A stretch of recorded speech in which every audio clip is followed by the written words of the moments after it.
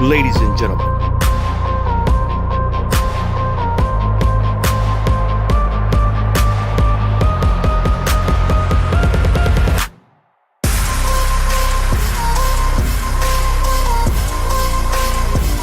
And welcome to the Debate Network.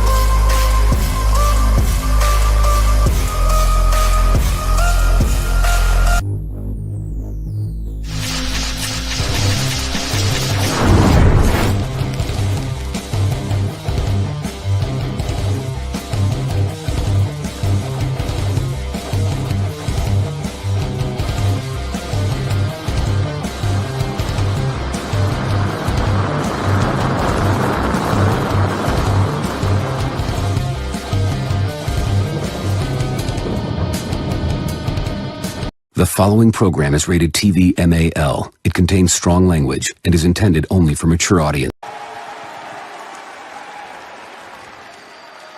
Go fuck yourself.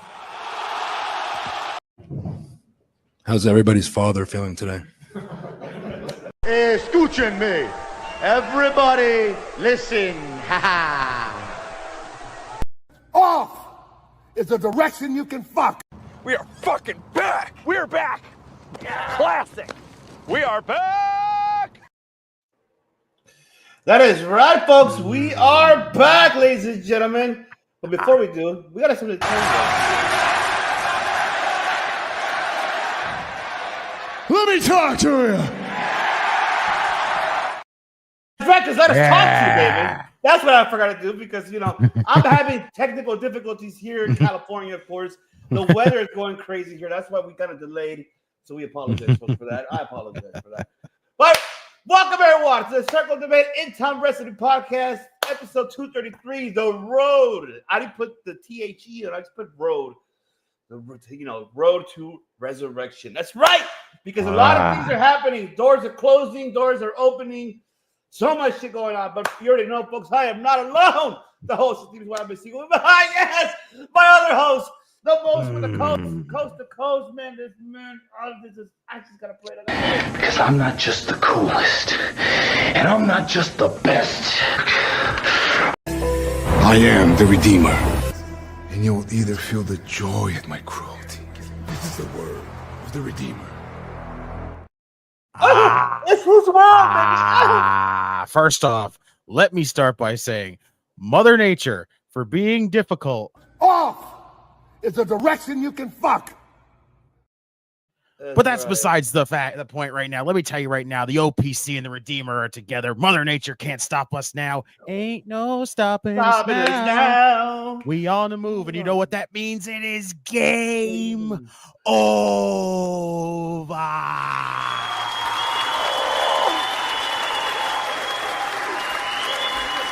Yes. Oh, there we go. Jesus, come on, for God's sakes. What the hell's wrong with my technicality here? Yes, so folks, and as you can see, who's the internet super? Unfortunate Spectrum. You're bullshit, Spectrum. You are bullshit. See? We said this. Yes. Kofi. We live, baby. Shout out to and I appreciate everybody. Chris Arch was officially moving to SmackDown. Ooh. That's good. Justin was the problem, not the internet. Ivan was just I gave Spectrum a fucking accolade or a game over, and all of a sudden they were like, we're sorry. Yes, right. Kango. Shout out to you and Kayla. I know you guys are together always and forever. Always out there doing that. That is right. Oh, that's right. KPG. It is the most handsome, good-looking, outspoken, charismatic. Did I say handsome? Better than you, baby, and you know it. A piece of human meat walking this planet Earth and all the other ones too. Right. Just look at me. Mr. Pineda, we're here. And yes, we apologize. We delayed it. It just technical freaking difficulties is happening around here in this, which I got to fix a lot of things here because unfortunately, even the Instagram shut down. I'm like, Jesus Christ, come on, give me something. What are you doing here? Jiminy Christmas, come on. Technical difficulties up the ass. Everybody, if you have a drink, make sure you take a drink right now because technical difficulties calls for one. Oh, definitely. I have my beverage ready for that.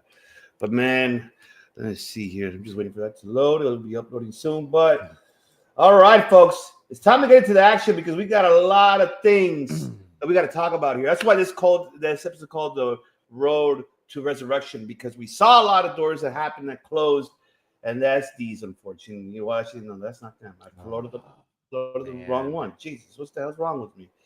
Oh God! You see, this is what I mean, folks. When you try to get everything situated, you can't get it situated, but it is what it is. This is what happens when you got to fight Mother Nature. Yes, this is what happens when Mother Nature really messes with everything what you're happening here, but it happens. But man, of course. All right.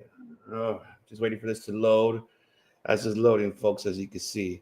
But as it's loading, it's there we go. For God's sakes. Oh God, there we go. You see what I mean? But it's about, of course, folks, the releases to happen. So you got to give me some time. I have to fix that. But yes, the releases that occurred, unfortunately, as you saw what happened. It was bad. It was really, really bad. We lost. We lost Isla Dawn. We lost Sonya Deville. We lost AOP, Cedric Alexander, Elektra Lopez. Oh man! But this was not renewed the contract. Not really more of a release. Well, AOP was more of a release because they just got there and then they were just let go. So they weren't released. Everybody else was really not their contract renewed. And that's what happened there with them. So it's like, best of luck to future endeavors. And also Blair Davenport. I'm like, no, not Blair.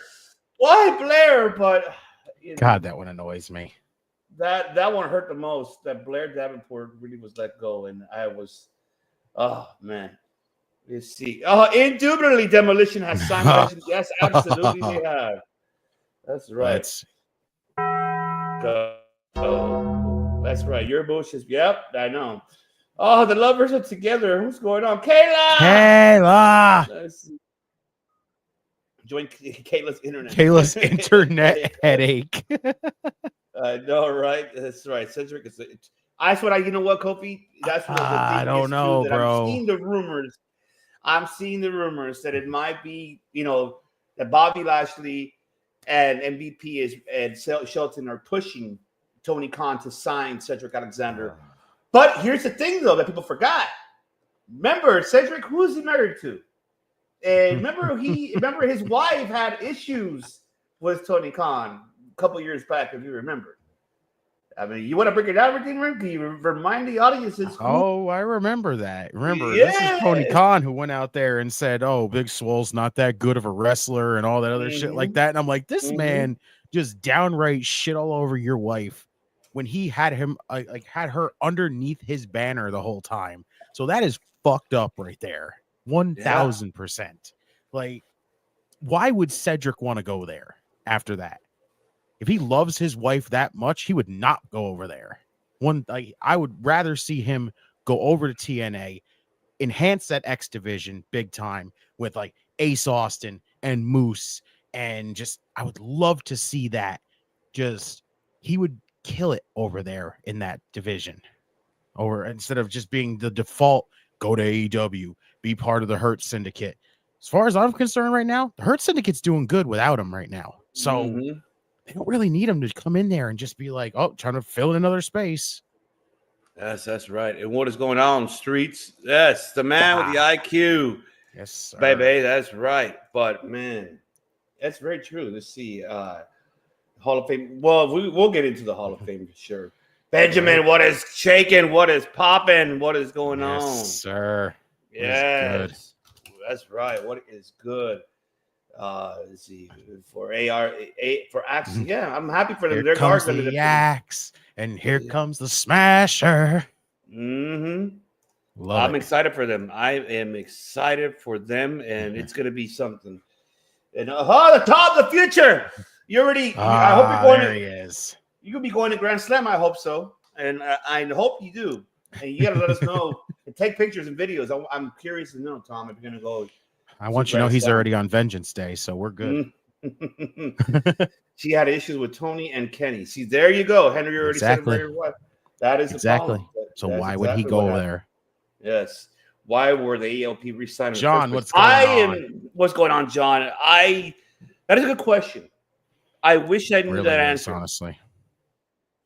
It is honestly a really good question. That's a really good question. I genuinely, again, I'm going to keep saying it. I hope either a big chunk of these people or all of them, for as a matter of fact, I hope they all they go to TNA. No more trying to just go over to AEW because it's the cool thing to do, and let's go over there because we could redo the Hurt Syndicate all over again. Like, no, look at how much TNA can put into this right now. Yes, it would still be like they're partially working with WWE in the long run, but now TNA gets some more people to get in there. Like Isla Dawn in the Knockouts division would be fantastic. Elektra Lopez in there. If she wants to finally, get in the ring instead of just being a manager all the time, she can be right there in the Knockouts division. I think all these people, even AOP, imagine AOP in TNA right now, fighting the system or, fighting ABC in the long, I think that would be fantastic. Plus, not going to lie, if TNA still kind of has a little bit of a little secret underground, working relationship with New Japan, imagine getting AOP in New Japan right now. Oh my God. They would need that for that tag team division. I already could picture AOP. Be fantastic. Imagine, man. Aaron Hanari and Jeff Cobb versus AOP. Thank you. Oh my God. Bingo. Hell, they could run it back with TMDK right now if they wanted to, with Shane Haste and Mikey Nichols. It's the Dusty Classic all over again for them, except in Japan. Do wonders for them. Look what Kofi Weisman is saying. Oh, I like that. I like it if it is. I like that. I like that idea, Kofi. I really do. It's amazing. They all secretly are under now signed with TNA. That'd be perfect. Hang on. Oh, Stitchy. Well, meet your stepfather right there. So best of luck for you. I'll tell you that. Though sometimes releases are needed to happen to clear the roster in with the old and in with the new, but I would rather that we could consider of what if they are to use anyone they bring on. I could agree with that. I'm not disagreeing there, Murdo. I'll tell you that. Exactly. Lauren, what's going on? Brian Pillman. I hope so. Oh, that would be amazing. Oh, the banger. Oh, the banger. The banger. The banger. The banger. Get it. We gotta do it once for him. Let's do it. Let's freaking do it. Ooh, that's right. He bangs. He bangs. He bangs. Oh, I was waiting to see if that was going to be the outcome. Yes, it was. I'm like, fuck. What's the fuck? I forgot his name. I met him in person once. William Hung. Yes, because he lives in California, and I ran into him into the train station years ago, a long time ago. Oh, what the hell is this guy walking around? Shout out to him, but oh, that he got that so popular that people love it. I love that. WWE don't need to be like TK, putting talent on the sub bench and never use them. Exactly. I agree. You have way more opportunities in TNA. Yes, and also another thing, shout out. Thank you, Rusty. Congratulations to them. Chris Bay is now walking again. Good. Prayers to you, man. And I'm glad that you're on the social media post, man. I'm so happy for you, Chris, and continue your recovery and take it at a time. Don't rush yourself to get back into the ring. I know you want to. You still take your time, recover well, and be at 120%. But man, shout out to you, Chris Bay. And to see AOP had a lot of heat from the indie event we're booking in Amsterdam and canceled them. Like, I don't know what's going. Yep, that's the King of Chicago. Yes, sir. Tony Starks. Oh, Tony Starks. Oh man, but what about Isla Dawn? What about Isla Dawn and Sonya Deville, and Blair Davenport? Where do you see those females? And Elektra Lopez too. That does all four of them. All TNA. All TNA. First off, Blair Davenport, she's already been in AEW.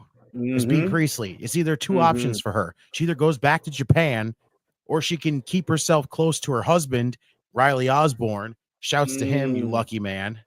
The fact that she could stick close to him even while working with TNA, I think is a perfect opportunity for him. I'm telling you, this is just going to be the let's just fucking give TNA some love here. It's like segment right now. All these people that got released, I'm telling you, TNA, that is your perfect home to go to, because TNA seems to always be the one to know how to use underutilized people that WWE let go. It seems like every single time. Like even like hell, I'm not even a big fan of Ash by Elegance, but I'll tell you right now, has she been better in TNA? You're damn right she has. She actually has been. I'm impressed. She's really has been developing her in-ring abilities. Her character, she's taking her character more like really to the next level that I seen when she barely made her debut. I was just like, this is not gonna work out, you know. But obviously we gave it a shot, and look at it. You know, she's her sidekick. So I'm really happy for her. Yeah, she just recently had the freaking Knockouts tag team match that freaking was actually really damn good. So shouts to her. Oh yeah. Let's see. I'm not bad about the release of Let It Go because none of them used on like TK. I mean, yeah, I know. Big old J still. Yeah, that sucks too, man. The brothers, man, they got released too. That's another one that I was really like, damn. But they could have been at least coaches for the tag team division. Exactly. Something. But they didn't do anything. It's just, man, it sucks. Do I see them going back to New Japan? Yes, but for what? It's really nothing. And I don't know if Tanahashi will take them back. I mean, you could tell they're building a new era, especially when you saw what happened out there. I know we're not going to debate, but congratulations to Goto for becoming the IWGP champion. Oh man! Wow, I was stunned when I saw that. When I saw that freaking announcement, I go. First off, I clearly thought Zack Sabre Jr. would have had a really long run. You know, the fact that it was he may have had maybe 5 months. I would say at the most, maybe 4. Because he won it before Wrestle Kingdom in January, so he technically has had it for maybe close to 5 months. But again, I thought he was going to genuinely have a longer reign because when I look at New Japan, a lot of the time, they usually have some really long world championship runs. So I figured Zach was going to be one of those people to have that run. But when they were like, Goto finally won the world title, I'm like, what? Since when? What? When the hell is this a pipe dream? Did I think of this myself and just go, this has happened? Like, I was stunned. I was blown away, but I was like, holy shit. It's Goto. I love Hiroki Goto. So fucking A, I'm happy as hell that he won the world title. Me too. I'm so happy that he won that belt. He deserved it. I mean, the story that it was told, even for him in the G1, he was close to winning it this past year. You know, this past year, he was close to it. The story that it was told, even for him going after, I think it was for the Global Championship, he was close. And it was just a lot of things that happened. It was just like, shit. So, and then this opportunity came up for him to fake Zack Sabre and to beat him for that belt. Kudos to that man. In Osaka. So kudos to him. I'm giving him a round of applause. That is sir. And you know, Henry saying to be honest, AEW would. I think so too. Oh, they would too. We know that. We definitely know that would happen because you know the elite are best friends with the Good Brothers. So I would not be surprised if we see that happen. Please tell me Kenny wouldn't bring those two in as freaking backup with this whole Don Callis story at this point. That's true. You're absolutely right about that. All right, Ricky Pettis knows that Ricky Starks. Yes, they know each other since wow. That is correct. Who is better wrestler than James? James Ellsworth. I gotta give it to James Ellsworth. Yeah. I've seen some stuff from James Ellsworth, and honestly, the guy's not a bad in-ring worker. Like, no, he's not. He could go. The only thing we saw is that comedy character. Oh, he's the jobber guy we pulled out of the crowd, and we just made fun of him because he has no chin. Like, cool. What else can he do? That's about it, guys. And it's like, oh, okay. I've never actually seen anything Gilbert in-ring wise. Okay, just fucking. That's all good, Dalton. What's up, Dalton? Good, bro. Where's good? Happy Thursday to you, man. That's a funny ass question, though. Man, but what's for the best for? I looked on. I think she'll fit TNA. I think she's talented. And now my question is for what's going to happen with Alba Fire? Because who are you going to have her now teaming up with? Is she next in line? And that's something I'm fearful for her. It's an unfortunate. I mean, where do you put her in this direction? Like, where does she go? Like, would her just being a singles competitor? I mean, okay. But I don't know. I feel bad more for Alba Fire because the momentum she has along. Her and Islander was a great tag team. If they were given more time, TV time as a tag team with those belts, they could have made a whole huge difference. But I don't know what happened here with them. And we know why they won the tag team titles that one time. It's because they were in Scotland, so they just wanted to give them that hometown feel and that big feel good like hometown moment. And I get it. It's just after that, literally Alba Fire, if you're still calling her Kaylee Ray, then I understand, it's Kaylee Ray. She's the longest reigning NXT UK women's champion and she was phenomenal. And it's just like, at this point, I think Isla's great as well. So I'm happy to see her doing her thing. Yeah. Like I hope she goes like somewhere where the women are going to freaking like thrive. And like I said, honestly, I think that is TNA. I think the Knockouts could absolutely use her very, very well. Oh, yes. But in this situation, I think Alba either needs to be inserted into the mid-card championship scene right now, whichever brand she's on, whether it be Raw or SmackDown. I'm not 100% sure which one she's actually labeled on. Or send her back to NXT. Have her work with those women for a little while. Like her versus Stephanie Vauquer, her versus Julia, her versus Kalani Jordan. Like, I think she'd kill it down there. Give a chance to refresh herself, revamp herself all over again. That way, if she's still with the company in the coming years after that, you put her in the mid-card scene, and then it's just like, yes, we strap the rocket pack on her, get her ready, and just be like, remember, guys, she has won a world championship, even though it's the NXT UK women's championship. She has won a women's championship before, held it the longest. She could absolutely go in there, and if she does a great job with the mid-card title, you strap her in that main women's championship scene and have her just go on a tear once again with that. You got yourself an absolute like star right there in Alba Fire. Agreed. I absolutely agree. I just, man, it just sucks for her, man. Man, respectfully, as I could say, TK even says Alba's a great hand. She'd be great in that women's mid card. Exactly. I agree. And if she does, she goes back to, NXT as well. I mean, she could do a lot of things out there too. It's knowing the timing. It is true. I mean, the roster is stacked overall, not only just NXT, but also the main roster. I mean, excuse me, unless they're trying to really clean up and maybe do call-ups from the NXT roster heading into the main roster, like Trick Williams, Roxanne Perez, maybe Cora Jade. I mean, there's a lot that we're going to see that possibly may get called up. Lash Legend, Chikara, that may be called, which I feel like they're going to be up there already. So, I mean, it all depends of how, even though it's still fresh to the new year, with SmackDown having 3 hours, which they need to fix that because they haven't done shit with the last hour. They had the roller coaster ups and downs. I mean, obviously, you host to watch along. You've seen it yourself, Poppy, that it's has its goods, has its like, what the fuck is this? For the last hour, you're doing shit. And they need to fix that. They need to go back to for me, they got to go back to the old school type of ways that had either, like how you had back in the days when you had Brian Gewirtz be in charge of Raw and Paul Heyman be in charge of SmackDown. If they can have two good head writers that way for these two brands, they could do something. Especially if you're going to call up women from the NXT. You got to do something.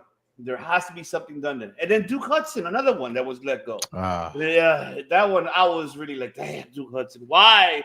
I was expecting him to be called up the main roster with Chase U, but they let him go. Yeah, this was the problem. This was the problem of breaking up Chase U.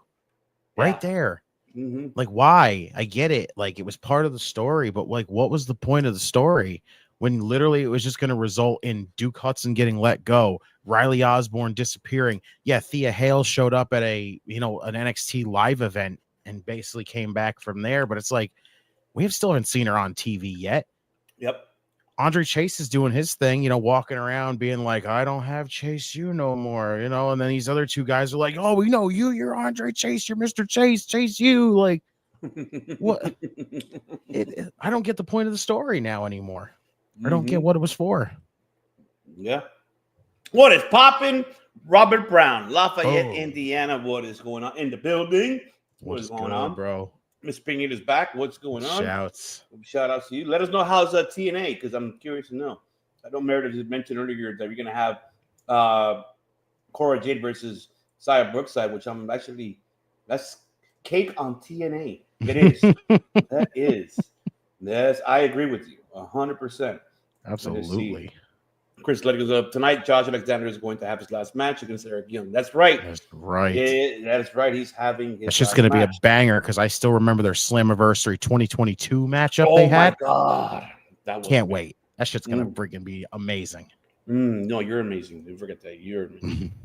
Love you, OPC. Dude. I love you, Duke was in the NXT in the D League for almost. Yes, I remember that because they had nothing at the time. Remember that McNugget wasn't doing much with that shit. So, you know, he wasn't really focused on that. That was when Papa H was not running it at the time much either. So I can't blame, you know, Duke for his actions. Duke was having a great run. And especially, it was a great decision for him to be in Chase U. He took that character and he went somewhere with it. And, man, he developed tremendously great. The storytelling that he had with Chase U, I don't know what happened. I just don't know. It's unfortunate. It is unfortunate. Yeah. At least he got a tag title run out of it, you know, which was really damn good. But it's like, after that, you know, clearly it was that what do we do with Duke Hudson phase? And, you know, I question what the purpose of splitting Chase U up was at this point. I agree. And now we had then Vinci, of course. Oh man, I'm sorry for Vinci. I feel bad. Oh my God. Can we just say that man was fucking buried on television? There's something that we don't know of that happened backstage. That man got fucking buried on television. He probably did something behind the scenes that we don't know about. That's all I can think of at this point, because there is no way you go through this whole spiel of splitting him from Imperium, moving him over to SmackDown, and then hyping him up like this big return as Giovanni Vinci's on his own and going to do his own thing. And it's like, yes, you have a possibility of, now that you don't have Claudio over in WWE, you have your chance to take that guy in freaking Giovanni Vinci or Fabian Eichner, whichever one you want to call him, and bring him over there and be like, you know how damn good this guy is? He's about as damn good as that guy right there. And it's like, yes, I could see freaking Giovanni being the next Claudio or the next Cesaro. And it's just, as soon as they bring him back, 6-second loss to Apollo Crews. And from there, it's just nothing. Like they clearly said, this man did something backstage and we are going to punish him. And that is what we got on television. But what's popping, Robert? What is popping? He's like, what's popping, my brother Redeemer? That's right. What is good, big dog? That's right. And then Nick Nemeth accidentally super kicked Santino, so he got suspended. Ooh, I like that story. Okay. See, even Mr. Peanut is keeping us updated. Ooh. Wow, he super kicked. Super kicked. Oh, Santino. Okay. No Cobra. Love it. I love it. Oh, yeah. Oh, man. It's an unfortunate, man. But it sucks. Oh. But all right. Now we can move on with Raw and SmackDown. With SmackDown, very quick, you know, before we get into the preview, because we still got qualifications for the Elimination Chamber coming up tomorrow on SmackDown. We got our banger on freaking deck tomorrow night. Meaty men slapping meats. Oh my God. But the one for last week, you know, what we saw, what are we going to SmackDown before we get to Raw from last week? So the promo between Tiffany and Charlotte, saw that happening. Of course, I feel like Tiffany took that one. I think she took the promo more than Charlotte did on that one. She did. And man, I think they're taking the story between LA Knight and Drew McIntyre with the whole situation would have happened at the Rumble. These guys were just like, "What are you guys doing?" In this triple threat, like being like slapping each other, like not really beating the shit out of each other, but like get out of the head, get out of the way. It's back. Like, Drew McIntyre is a smart man. He knows what he's doing. And yes, he was upset. They probably buried a hatchet already. So you know that I take the story to rub it into all the fucking the sheets that they know stuff. Well, here you go, sheets. We're gonna take this and run with it. LA Knight's at fault. Exactly, LA. And you see how LA Knight was like, "Oh, well, hold on. Oh yeah, I forgot. I gotta hurry because I forgot my promo. I forgot my spot." I died when he said that shit on Friday, where he just goes, he's sitting there going in there. He's like, "What everybody's saying?" He goes, "Oh, I forgot to get my stuff in," and I'm like, "Damn, bro." So you can tell they're running with it. They're fucking running with the fucking story, and I like it. I like it, man. Like taking controversy at its best and going with it. That is so intelligent for these two men. Yes, Drew McIntyre knows how to make money off of a situation and be like, you know what? Let's do this together. Let's both go out there, put on a freaking thing, and just be like, guys, listen, we don't like each other. Believe it, right? And it's just like, meanwhile, they go backstage and they're like, great job, guys. We did a fantastic job out there. That's right.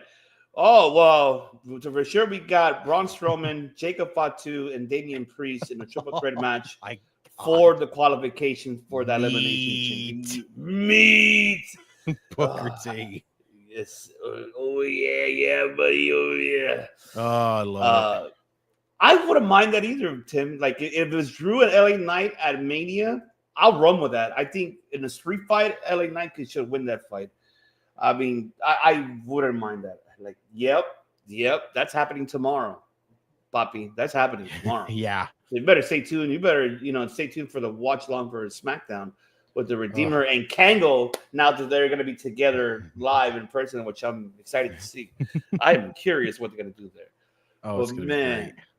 So we got that going on SmackDown. So I mean, break it down, Redeemer, for SmackDown. What happened last Friday, and we got McIntyre, who got the spot, of course. It was okay triple threat match. I wish it could have been Jimmy, because if he's seeing his brother, but we'll get into his brother on Raw shortly. But break down SmackDown for us last Friday, and what are you excited for tomorrow? SmackDown, Hercules! I wish you could get that clip. I need to get that clip. Oh, it'd be so good to have that clip. Oh yes, I need to get that clip. But I loved the intro. I loved the first promo we got with Jay coming out and then calling out Cody. And again, it's just the tease. Everybody's thinking, oh, what if he picks Cody? What if he picks, Obafemi? What if he goes out there and picks, the big swerve and says, oh, I'm gonna challenge Joe Hendry. Like, no, the man's challenging Gunther. Let's just freaking face it. But he's doing right now is going around and doing the teases, which I get that. I thought it was fantastic. I love Jacob. I'm telling you, I love that this man can fucking talk on the stick. He is phenomenal freaking talker. Like, I am blown away by how damn good he is. And just the fact that he does that whole like big cousin. And I'm like, see, fucking fourth wall breaking over here. This man just says, hey, fuck the character for a quick second. I'm going to tell you how it is. I'm like, all right, listen, Jacob Fatu speaking, everybody. We got to listen to this one. Like, that whole interaction between those four was awesome. I just got to say it. I'm so tired of Cody and the bloodline shit. I'm so tired of it. It needs to stop. It needs to fucking stop. And I can't wait to freaking go in on this last part here. But first off, Bianca winning the qualifying match against Piper. I don't know what it is about Bianca and Piper. Those two have fucking amazing chemistry together when they have matches. So 1000% loved it. The DIY Pretty Deadly stuff I did not like. It's, first off, why are we pinning the champions for some stupid nonsense? And I just can't take Pretty Deadly serious much right now. Like, I get it, they're the comedy characters, but I don't know, it just didn't feel right throwing them in this matchup and just having it happen. But yeah, I agree with that. I felt it felt. I and no pun intended, it's pretty deadly. It felt kind of dead because the thing is that prior to this though, Redeemer, when have we seen them done anything? What was the? Do you remember the last momentum they had, and it was kind of like, oh my god, these guys are going to be something. It was an NXT, am I correct? And then they got called to the main roster, and then what the fuck happened? yeah, they basically went from NXT UK, where they were like this big freaking talked about tag team. Yep. When NXT UK went away, they moved them over to NXT and immediately strapped the tag team titles on them because they were like, oh, well, let's be different because everybody else in NXT is going to end up taking the NXT UK titles and merging them with theirs. But at this point, you know, let's do something different. Let's not just be like, oh, all the NXT UK people are going to lose. Mm-hmm. So they put the tag team titles on Pretty Deadly, which was fine, I guess, because it felt like even though they were being comedy characters, there was still a little bit of seriousness in this. Mm-hmm. This just feels like right now when they're at SmackDown, it just feels like they're Breezango in a nutshell. They're just the comedy segments on TV to be like, I remember that? Yes, boys. And that's about all they do. And it's like, okay, we see what you're there for. Mm-hmm. And that's it. You're just there to get people to laugh and then go, look at this. Yes, boy. And that's it. Like, I get it. Fine. But they beat the tag team champions. Your champions got pinned. I hate when champions just get pinned in random ass matches like this, unless it makes sense. There's no story in this, really. It's just Pretty Deadly wants a tag team title match. They get a random one-on like tag team match against the champs and then beat the champs. Like, just dull. All over. Yeah. The triple threat, as we were talking about before, McIntyre, Jimmy, and LA Knight was great triple threat match. McIntyre winning. I love the finish. The Claymore as LA Knight does the BFT was fantastic. I love this whole. That was fantastic. Yes. If we're doing more LA Knight and Drew McIntyre, please, I want to see more of it. 1000%. It'll be a great story between them, right? I think so. Kevin Owens' little promo in his car. I love his car promos. They're amazing. Like, just Kevin Owens promos, period. Just period are amazing. I'm telling you, this matchup with him and Sammy is going to be bonkers. I can feel it. Like, I keep saying it. And I keep thinking it, and I just say, just put him in Hell in a Cell. Just do it. Just please put them in Hell in a Cell. This is that kind of matchup and a feud that calls for Hell in a Cell. Forget doing all these other matches beforehand and everything else. Just go for the fucking gusto. Just put the two brothers turned best friends turned enemies that just fight forever and just throw them inside Hell in a Cell and say, just go beat the shit out of each other, guys. All right? Make Hell in a Cell feel like it's been like it should be. And like literally Punk and Drew McIntyre just did that when they had theirs.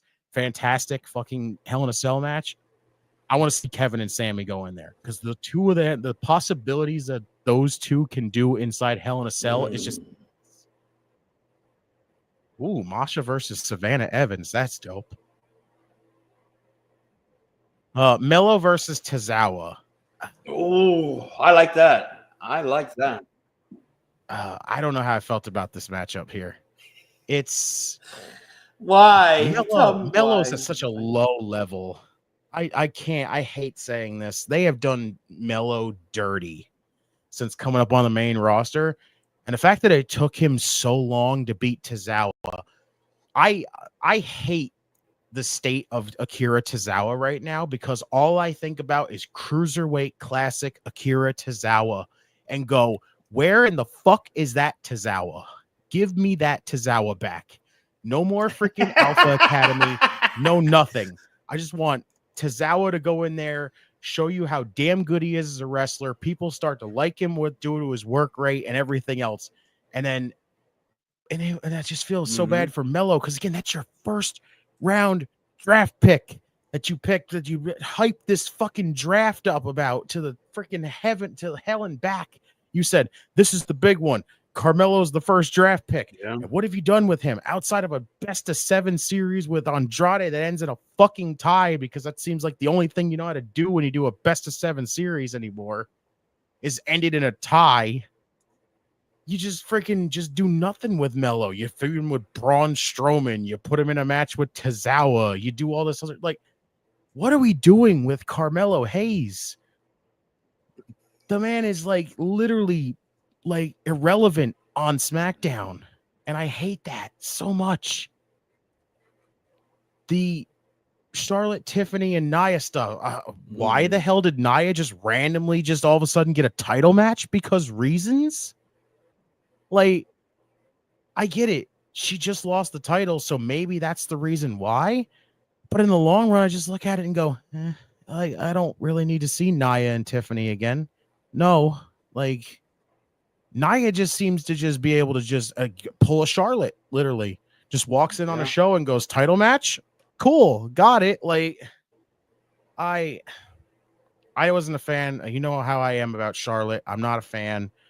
Honestly, I think Tiffany freaking destroyed her in this promo. In the long run, I still feel like this is going to be the matchup at WrestleMania, and I don't like it. I don't like it because I don't like what we're going to... I don't trust Charlotte to take the L to Tiffany. Clearly, Charlotte's going to beat Tiffany, and I hate every bit of that because that just feels like we're downgrading Tiffany Stratton. I don't get it. If Charlotte somehow actually loses to Tiffany Stratton, I will be amazed. Literally amazed. But I was not blown away by that. Bliss versus LeRae. It was fine. It's just cool to see Alexa Bliss back, hands down. And the fact that she's already now good to see her in the ring. Yes, right? Yes. Thank you. Like, fantastic. Like, she got the biggest reaction out there, like how she walked out there during this whole segment, at the end of that segment to have her match. And all of a sudden she just walks out and the crowd loses their collective shit. They love Alexa Bliss, and it is damn good to have her back in this. It's just like there was been so many open spaces and missing people in the women's division, and Alexa Bliss was one of them. So it's good to have her back in this. I love the Street Profits stuff. That was great. That vignette was amazing. That whole thing of just no more freaking playing games. Yes. No more nothing. Just go in there, do this ominous freaking, we want the smoke. And I'm like, all right, fucking A, dude. Like, the Profits don't give a shit no more. And I love that. And then the main event stuff. I like it. Oh, yes. So good. The main event, like, first off, the tag match was great. I enjoyed the tag match, but that's to be expected. Jacob Fatu is amazing. Tama Tonga is awesome. Jey Uso, love Jey Uso, and Cody Rhodes is your WWE champion, and I fucking love Cody Rhodes. But the fact that it once a fucking again, Solo Sikoa, why? Fucking why? I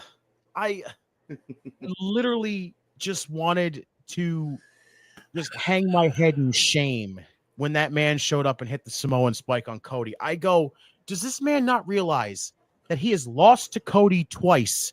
He lost to Roman Reigns. He's lost all this shit so many times. And now he just comes back after literally showing up on one SmackDown after losing to Roman Reigns. Shows up on that SmackDown, walks out there, stands in the middle of the ring with a microphone, drops it and walks away and disappears, and then just comes back and just goes, Samoan spike, got it, title match. Now, I'm like, no, that shit the fuck out of here. I am tired of Cody Rhodes and the bloodline. Why is it just no matter what, Cody's got this magnet attached to him that just as soon as he gets away from the bloodline, it fucking attracts him right back in. And I'm like, stop. Just move Cody onto something different. That's not the fucking bloodline already. It was such a downer. I agree. And I was not excited. There's nothing Solo Sikoa. And I really like Solo. I do. I think he was doing a great job with this whole stuff with Roman. And honestly, I still to this day will say I think they fucked up by having Roman win. They should not have had Roman win that matchup on the Netflix. They did fucked up on that one. Yes. They should have had Solo won that one because then the story would have been more intriguing with that, because then it would head into Mania, or even like during the Rumble, if let's say Solo would have been in the Rumble and he would have eliminated, let's say Roman would have eliminated Solo, then they could have built up the story heading to Chamber, not Mania, at least to Chamber, So at least that they didn't do that. It was. I don't know. Papa H, you gotta book Cody Rhodes better, because right now you're really making his title run like we're back over. Oh, I am gonna get shit at what I'm about to say right now, but I if people are listening, watching, they'll give me shit. All right, I'm about to say.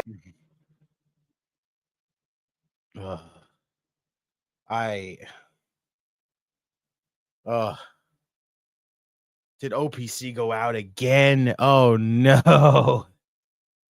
No. Mother Nature, don't you do this. Why you do this? I can't believe it. But guys, like in the long run, there it is. He got it. Hold on. Let's see. There we go. Okay. All right. You see, I got backup, folks. I gotta let this shit. The weather caught me down. It ain't gonna happen. I'm doing it through my phone. Yes. When in doubt, backup plan. Yeah. Always a backup plan. But so my thing is really more like Cody's run is almost like freaking like the Hulk Hogan run. I hate to say that, but if you think about it, because Hogan had also as well the same people feuding with him over and over and over, and there was nothing. Like I was like, shit, come on now. But it's I don't know. They need to do something with Cody's run. That's for sure. They need to figure something out here. I just don't get it. Why is it just it's just people, you can see it now. Like I'm starting to more and more understand, as much as I love Cody, I see what people are saying now more and more every single time about how the run feels stale, because literally what is there to look forward to? What challengers are there to look forward to for Cody when literally it's like you can go just like months and then finally get a brand new challenger where it's like, oh, it's a new face, somebody, like literally the Kevin Owens stuff. Fantastic. I love the stuff that how they told that story and everything else. KO's, supposed to be the heel, and we're not supposed to believe anything that he's saying, but he's out here telling the fucking truth to the point where Cody's getting pissed. He's tired of hearing Kevin Owens bullshit. And I love everything about that story, but it's like literally after you move on from one different face, it's just you go back the same route, bloodline, move into one freaking new story, back to the bloodline. That's why people are also getting sour on Cody's run, because no matter what you fucking do, it always seems like the path goes around to something different and then veers right back into the bloodline. And it's like, why? There's other freaking options here. And this is why I will say it. I know a lot of people don't believe it, and a lot of people aren't going to say the same damn thing. But SmackDown needs a refresh. It needs something. They've been needed a refresh like for a long time already. Like they need that already. And we thought they were going to have that. After 3 hours, okay, they're going to refresh. So we're having under the impression they're going to do something. And by far, I haven't seen it. I have not. And that is a big concern, because they got to figure it out. They have to, because especially for Cody, I mean, for his run, you are making this really bad for his run. I'm not saying that he's not a great champion. He is a great champion. I'm not saying none of that. I love Cody, but the problem is his booking has always been the issue. that has us like, okay, back to the same thing again. Bloodline, because this shit died out already. It's like, let them have their own civil war, which they had their own civil war, but you involve Cody in this situation. You involve fucking CM Punk. Why did you do that? Like, no, it's like, let that be itself. Yeah. And I feel something, I don't know why, but it just, and I know we talked about this back. I just feel that Dwayne was the main plan of this, but with his situation, of course, with his schedule, kind of backtracked their plan, and I feel that Pop H didn't have a plan B or C ready on time if this was going to happen with Dwayne The Rock Johnson, because Dwayne seemed like he was the one who was going to be the. Remember, I said this a while back. The Thanos. He was going to be the Thanos in the Civil War situation, but when everything him doing. With Moana 2 and then other, in the filming industry, backtrack his schedule, caused now the storyline, whatever they were planning for Mania, to be like, shit, now we got to go to plan B and C. But there is none, because it's like you're going back to the same thing that you already did last year. Yeah. And that is a major problem. They got to, Papa H, love you, man, but you got to fix that problem. There has to be a better run from Cody's title run. I just don't know what else you could do here, because literally we're looking at this and I'm going like, I'll give the shout out to Jonathan Coachman right now. I literally seen him upload a video that literally talked about that the fucking Bloodline story is dead. There is nothing left to the Bloodline story because literally all the freaking huge, massive pieces are missing. They're not. Roman is always out for months on end.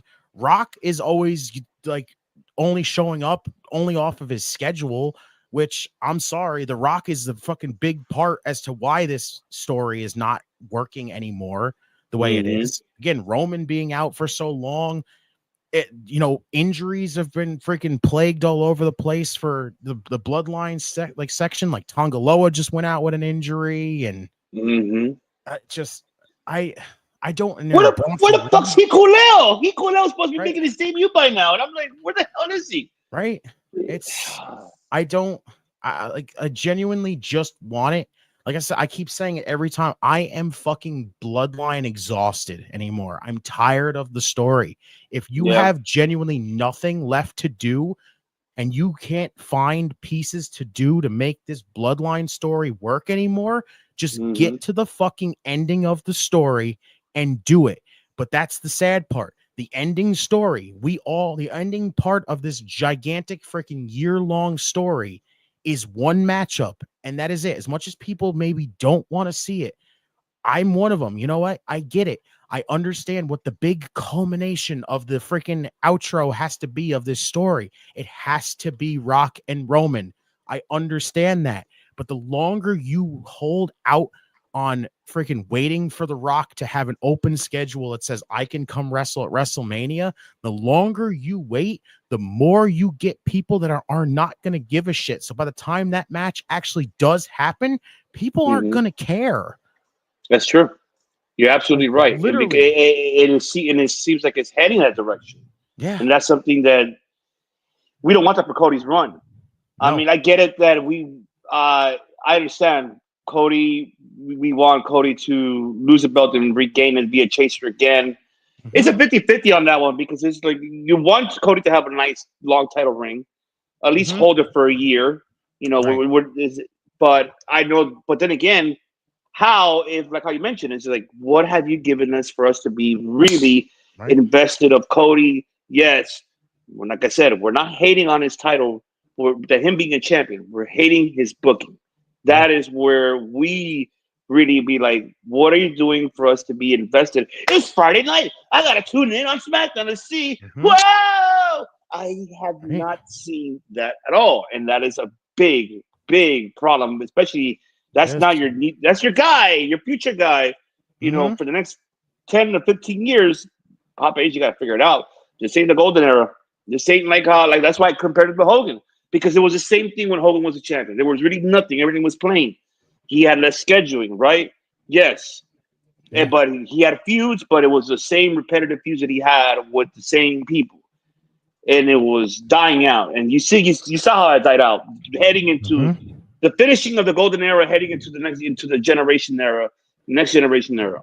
The Harts, the Michaels, the Vin Diesel, the Diesels, Scott Hall, rest in RIP. It was, and I don't want that for Cody. I don't want that to happen for him. And that's where it seems that direction, because it's like there's been repetitive stories with the same people. There hasn't been nothing different. That's where we're afraid of for Cody. And I hope that Papa H, if you're listening, change that shit around, Papa H. Yeah. Because, man, you don't want to hurt your man. That's your guy. Yeah. That is your future. You're treading water big time on risking people turning on Cody. It literally, like, this is like, you just said it's the Hogan thing, and I agree with the Hogan like comparison, but I'll even say it's a Cena comparison. It's OG WWE Championship Cena comparison, where he's going to go in there and he's clearly going to win these situations, and it's going to eventually have people turn on him. And I don't like that whole idea, because people are going to start just souring on a lot of this, because again, all you do is just revert to the same stuff over and over again. Cody moves on to one thing, put him back in the bloodline. Move him out of one thing, put him back in the bloodline. Like, stop with the bloodline stuff at that point. Like, the main thing needs to be, again, SmackDown needs to not just be the main focus is the bloodline story. But right now, the bloodline story is in a freaking limbo of its own right now. Like, at that point, if you can't save the bloodline story anymore, you need to get to the conclusion. But you can't get to the conclusion when the two big fucking parts of there are not on the show. Exactly. Hey, shout out to you, Jordan. What's going on? What's going on? That's good, Jordan. Oh, man. And shout out to, of course, what's going on. So your thoughts on the Jericho cruise? I mean, it was good for them because they needed to do that since they're heading to Australia, so which I'm saving that for when we get to Dynamite, what they're doing over there. But they're going to do, they did that for that reason, because they're pre-recording everything to get ready for heading into the Grand Slam for Australia. They're having a couple of talents from Ring of Honor. They're going up there. So they're getting ready for that reason. So I think it was a great idea to do that way. And to see, Redeemer mentioned this already, about mentioning how, seeing so reunited and it feels so good. They reunited there, and I wonder if they're going to show that at Ring of Honor. That's a good question. I wonder if they are. I hope they do, honestly. They should, for one night. Why not? Jericho should be like, you know what? Go ahead, guys. Right? Who's it hurting? Time. It's not hurting anybody. So, I mean, right? Why not? A lot of people are sketchy on, freaking having Enzo back and everything, but is Big Bill and Enzo together at this point? If it plays into eventually Big Bill leaving Jericho, why not? And yes, Double J. Shout out, of course, to the world. It's my world, elite. Double J, and he great. And then this man, my man right here. That's right. Get your podcast. That's right, baby. Shout out to GETCHO, Los Papacitos of podcasting. Check it out. Check out the show from last night, man. Oh my God. I'm not gonna spoil it. You guys gotta see it.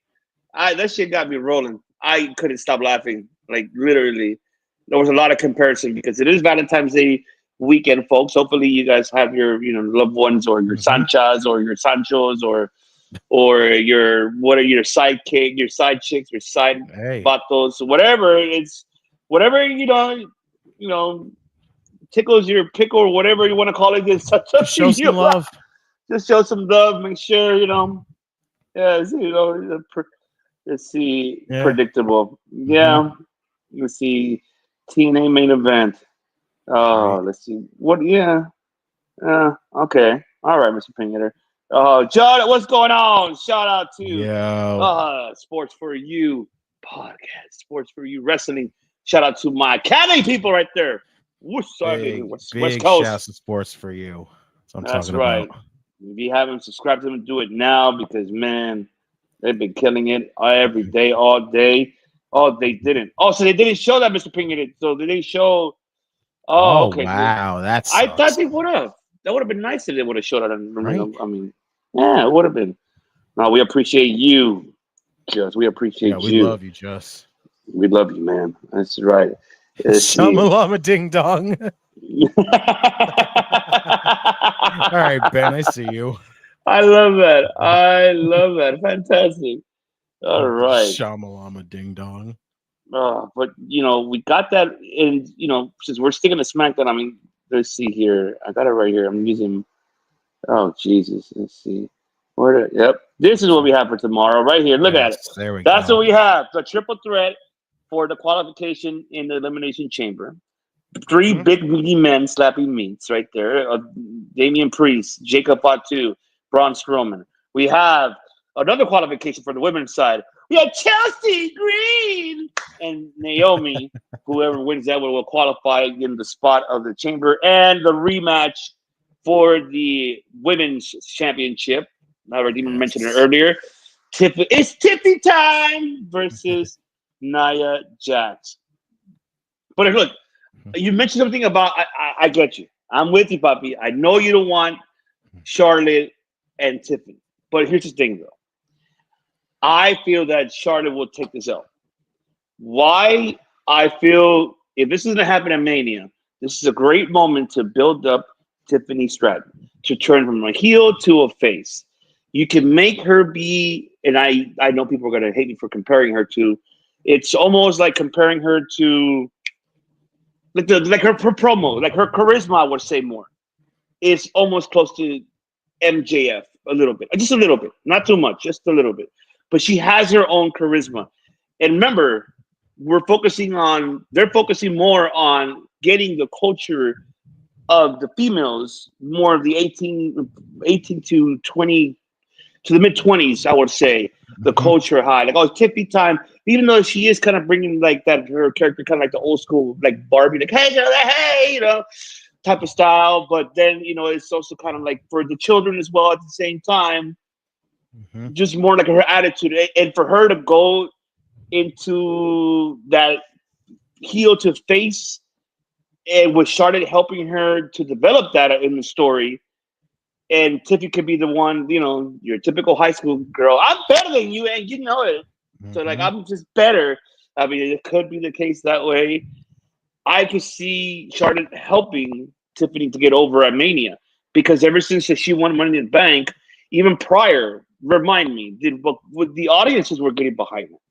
They were getting behind her a bit, so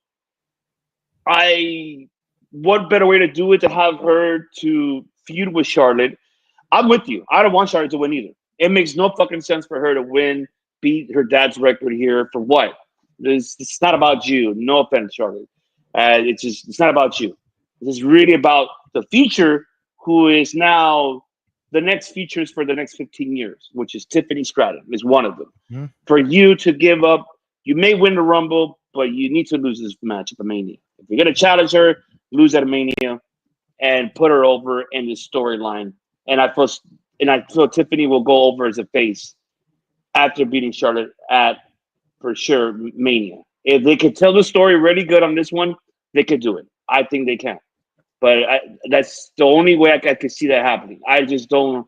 I hope we do get that Charlotte beating her at Mania. I hope not, because I hope not either. that. I hope not. I know how many times I've said it here on this show. I'm not big on Charlotte. I don't need to say it anywhere else. I could say it everywhere else. I'm not big on Charlotte. At this point, I don't trust WWE to not put it on Charlotte, because of the fact that literally I think of two people, Asuka and fucking Rhea Ripley. The fact that those two women at WrestleMania could have had their moments where Asuka's, undefeated streak could have went a little bit longer, to the point where when somebody that honestly could have used it other than Charlotte. I don't know why Charlotte needed to be the one to do it, because it's just, we need to make sure Charlotte has all these freaking epic accomplishments and everything. So they cut freaking Asuka's run short instead of freaking being, we could just keep her undefeated for a little bit longer.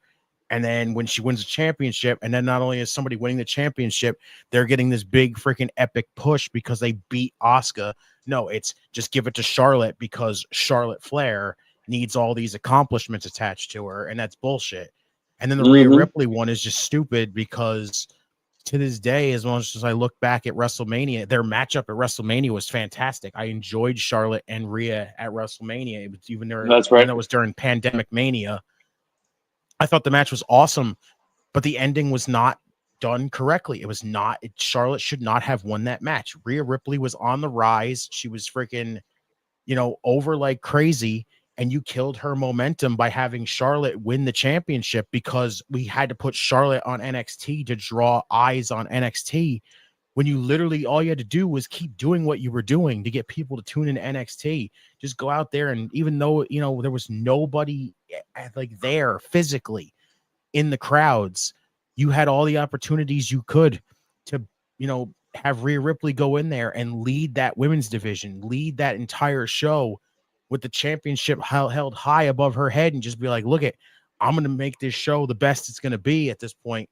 And except, no, it's just, because Charlotte Flair is here and, she's the big name on the main roster for the women. It's strap the championship on her and put her on NXT. And it did nothing for NXT. It honestly just made people just go, oh, great. We have to see fucking Charlotte show up on the show. Like, no one gets excited for that. It's just that those two examples right there are the main reason I look at it and go, I don't trust WWE to actually commit to putting Tiffany over. And that's the problem here, because they'll use it. There's literally, like Merited said right here, which shouts to Merited. Since the reaction Charlotte got at the Rumble, I would have her do, not that one. This was the other one. This one. I can see what the WWE though messing up and having Charlotte winning just so they can say they can generate heat on her heel turn. Like literally, I could see that being the reason, and that sucks. It's just another accomplishment added to her ever growing championship reigns that are going to last 2.5 days, and then she's going to drop it so they can get ready to put another one on her and hike up her numbers. It's just all pitiful excuses as far as I'm concerned. I'm sorry. She doesn't like share. Oh my god, that's so funny. You believe love. That's all. Oh, it's hysterical, Joss. But I give Meredith's point though. That's why I feel that Pop H could really make this as a set of example to be like, hey, you know what? Because a piece of shit McNugget, because it was just his ways, his routes, his decisions that he did for her. This could be a set of examples? No, this is not going to happen, and really, maybe trick us on this point. I hope he does. I don't know. Maybe right though. But I hope it does not happen. I want it to be that I want Tiffany to get an upset and get her momentum at Mania. And it's going to be her year for Tiffy time. I hope it is. I just hope it does happen. But it all depends where Pop H is going to go with this. I have no idea.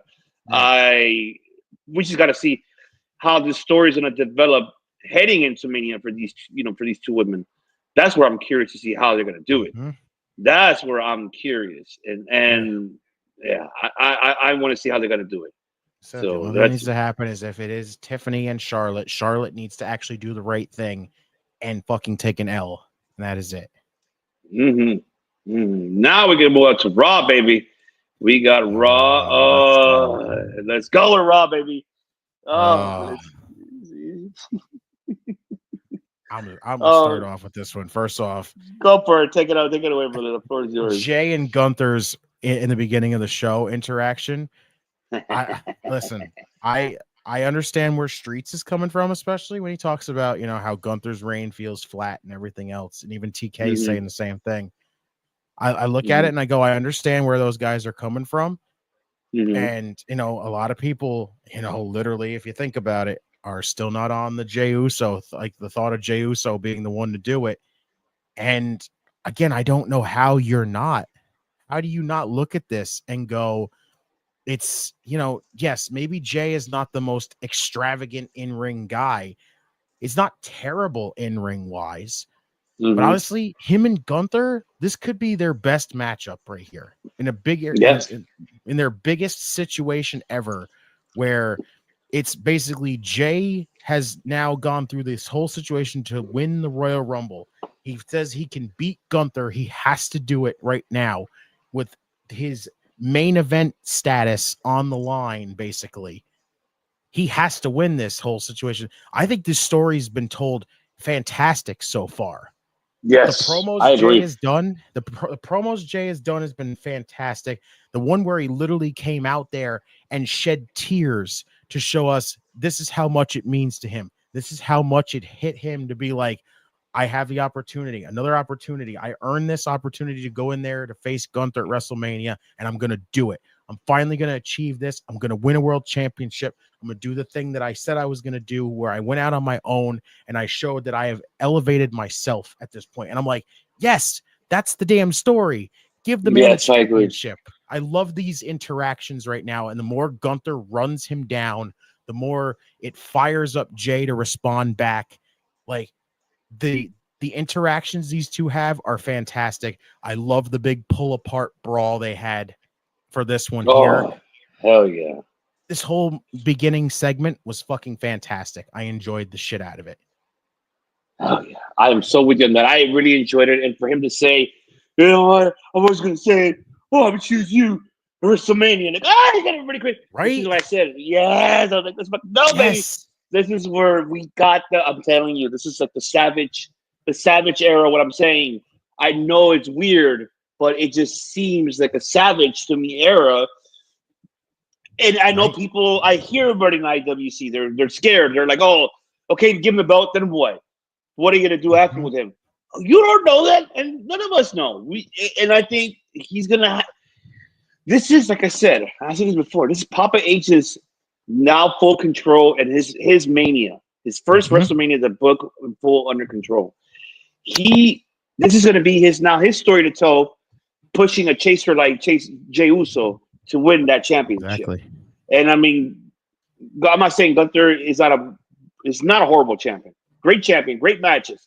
But we said this before. Problem is the booking, the story is a problem that gets us is lack of, and that is where it becomes an issue. And like you said it, the match that they're gonna have.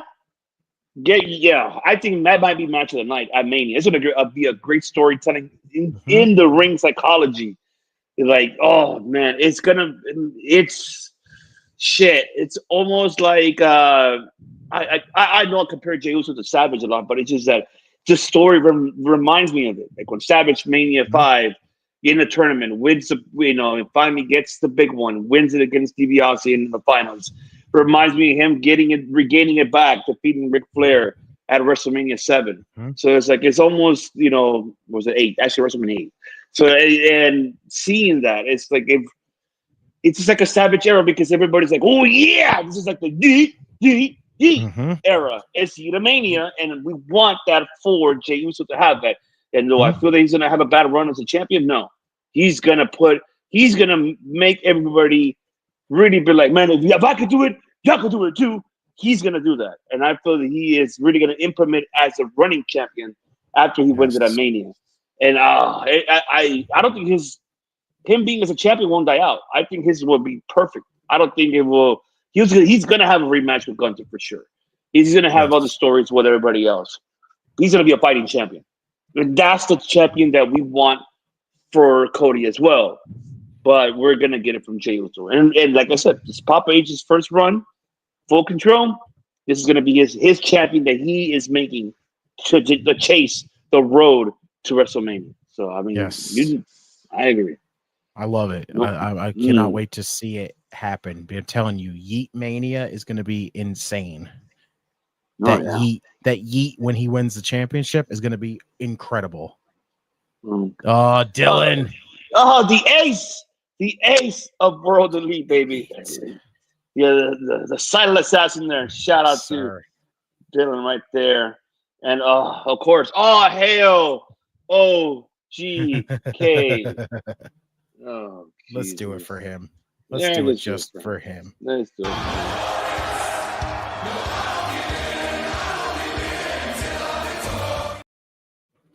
There he is. He is There he indeed is. glorious. He is glorious. Yes. Oh man. Yes.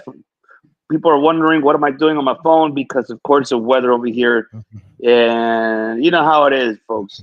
We get the weather technicals here. Lennox, my man, what's going on? What's good, bro? Mm-hmm. No, Big shouts.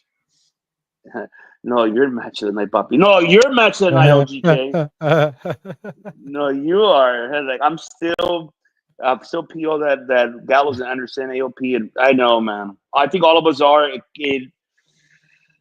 You know, we discussed it earlier, Lennox. Sometimes door closes, but new ones will open for them. So I'm not gonna say that fucking Lauren Anderson. Oh yeah, fish endeavors. No, none of that. People power. People power. Yeah. No, it's gonna be. Their door's gonna open for them. Mark my word, that's for sure. And Mr. Payne, what are you saying here? This is a banger of a match. No, you're a banger of a match. You better tell me which one is it.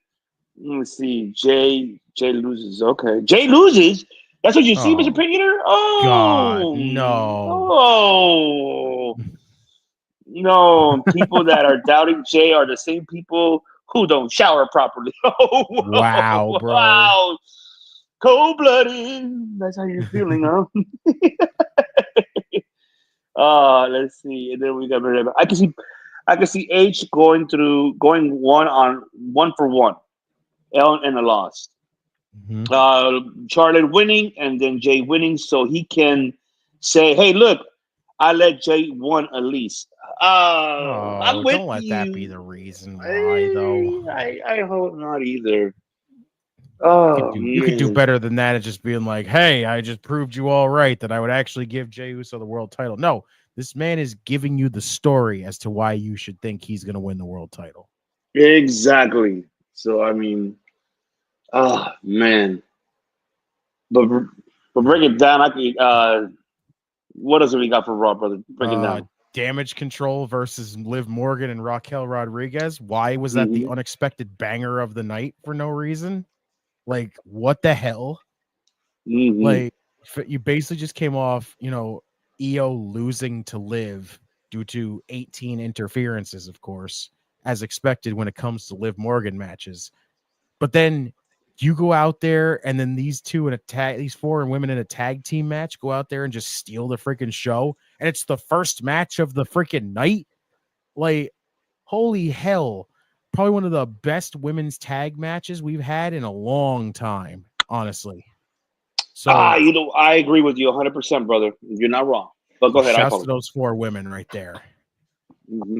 The Bailey Lyra match. I have one just I am glaring gripe. Tell me, I'm so curious to hear because I'll tell you. Look, before you go, you don't want me to save you on this one. Let me save you on this one because I gotta tell you. Okay, this is what I want to tell you. So before I get into that matchup, let me get into the one. Let me get into the tag team matchup. That was great. You're right. I mean, man. And of course, shout out to Liv for taking that bump. Of course, he really put with the one with the eyebrow. Open. Yeah, when Raquel grabbed her like a power bomb and stuff. But shout out to her for going through that, and she took it like a champ. But it was a great build up for for Io and Dakota. Good to see Dakota back too. Now, all right, let me say I want to save you for that one because I'm with you. Okay, now with Lyra and Bailey, the match was great. I'm not saying it was bad. It was just short. It felt too short for me. Right? It just felt too short. You could tell that Bailey put over Lyra very, very, very, very much so. But I don't know. I gotta give it to Bailey. She took that fisherman suplex, that tornado DDT outside the ring. She took a bang. She took she took punishment against I don't know. You tell me. Go ahead. Now the floor is yours. I mean, you know where I'm gonna go with this. My only one major issue. I thought it was a really good matchup. I really enjoyed the two of these two women together. My only, of course, is your women's intercontinental champion taking a fucking L in this situation. I knew it. I had a feeling. Listen, I don't like when champions have to take L's in situations that they should not have to be in to take L's. I agree with you on that. When you had other women that could have faced Bayley to get Bayley inside the chamber, I get that. If you wanted Bayley in the chamber, you could have picked anybody else that wasn't Lyra Valkyria. Lyra, since she's won the Intercontinental title, really hasn't been on the show except through vignettes. Yep. Finally put her in a matchup while she's champion, and you have her take an L to Bayley. I get it. It's to get Bayley inside the chamber, but you could have picked anybody else in this situation. Unless they could have done an interference like with Ivy Nile. You saw what happened after the aftermath. Right. Why they didn't do it in the beginning? Then that would have made more sense. Yes. So, then I would have. Then I probably would have gave it less freaking flack than I just did now, because at least if there was interference to set up Lyra's next challenger in the process of that, then I would have been like, okay, well, now it makes more sense. But the fact that it was just a clean win by Bayley over Lyra, and that was the end of it. And it's just I agree with that. It's a bad way to go about for your women's intercontinental champion. But I thought the match overall was very good. It was good. It was just, I felt it was too short in a way. Like I felt it was rushed. It felt too rushed. But I still feel that if they were given longer time, I think it would have been more than what it was, how they delivered. And I have a feeling they're going to run it back, because they need to run it back. I think Lyra will beat Ivy Nile, and I feel that she's going to, challenge Bayley down the line, maybe a chamber. Where they're going to go with it. But the floor is yours, brother. Go ahead. Styles and Dominic Mysterio segment. Honestly, I don't hate it as much as a lot of people might. I think it's a very enjoyable way to go about it. Honestly, if AJ's first feud back is going to be with Dom, I'm interested. Oh yeah, and they're going to have it next week. Like I said, I'm just happy to see him on the show. I'm just happy AJ Styles is back on the show now. More of that, please. Mm-hmm. I agree. The Rollins interview was pretty good. We've talked about so many times off air in our group chat. What could be the matchup? Do we get the triple threat? Do we get a one-on-one? Like, honestly, I don't hate any of the options that we've thrown around in there. Honestly. Like, I look at, Seth Rollins, and you could give me him and Roman Reigns, and, give me him, Reigns, and Punk in a triple threat. Give me him and Punk. Give me just him and Roman, anything at this point. Like, I'm intrigued to see what's going to come out of it. So, in the long run, I'm happy at where we're going to go. I just don't know exactly where it's going to be. That's the thing. But the tag team titles match, it was fantastic. The Creeds and the War Raiders was dope as hell.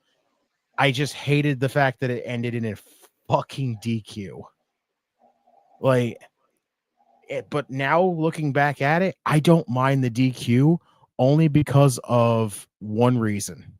We got the opportunity to have more. So you know what? I don't hate it as much as I did that night. The DQ was disappointing, but like I said, now looking at it, if we're gonna run this back and they're gonna put on another freaking banger like they did, then I'm ready for it. I'm excited. The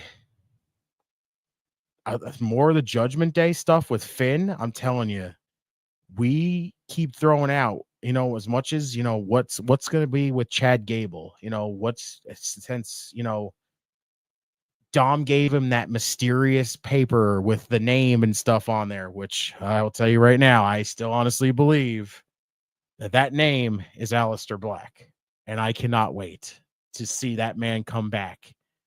And honestly, if he's going to be the one to lead the Judgment Day, a full revamp of the Judgment Day with Aleister Black as your leader, I'm with it. If this is going to be the way to kick Finn out, I'm intrigued to find out what Finn's freaking removal from the group is going to be like. And if that leads to a Finn Balor and Aleister Black matchup where Finn might go babyface again, I'm ready for that as well. So as much as the Judgment Day stuff feels still a little lackluster in points, you're starting to see some really intriguing stuff that could happen here. So I'm excited to see what's going to happen with Judgment Day. This is the one that gets me right here. The Rhea Ripley Io Sky stuff. With Io after her and Dakota win, and you have that interaction backstage where 3 weeks later we're going to get the week after Elimination Chamber, we're going to get the matchup. Now I hear everyone talking about, there's going to be a DQ, there's going to be an interference, and it's going to set up a triple threat at WrestleMania. Why would we set up the triple threat at that point? I look at that and I go, do we need the triple threat? No. Like, we don't need to insert another triple threat matchup right here that genuinely doesn't make any sense, when literally if you throw any interference in there, it's just screaming, we're just trying to keep Io out of this. I don't know what we're doing with this whole situation. I almost feel like Io Sky is getting the shaft this WrestleMania build. The fact that it just feels they don't want to add her in this situation, and I wish she'd have just won the Rumble at that point and had her face, have her face Rhea then. Like, I'm telling you, that WrestleMania match as itself, standalone, is a damn amazing matchup to have happen. It's two of the best women on that entire roster going at it at WrestleMania, where just I feel disappointed, and maybe it's just to add more for, when Io wins the championship, maybe it's, she overcame two women would be, one of those big moments, I guess. But like I said, I'd rather her and Rhea just one-on-one and not have any interference.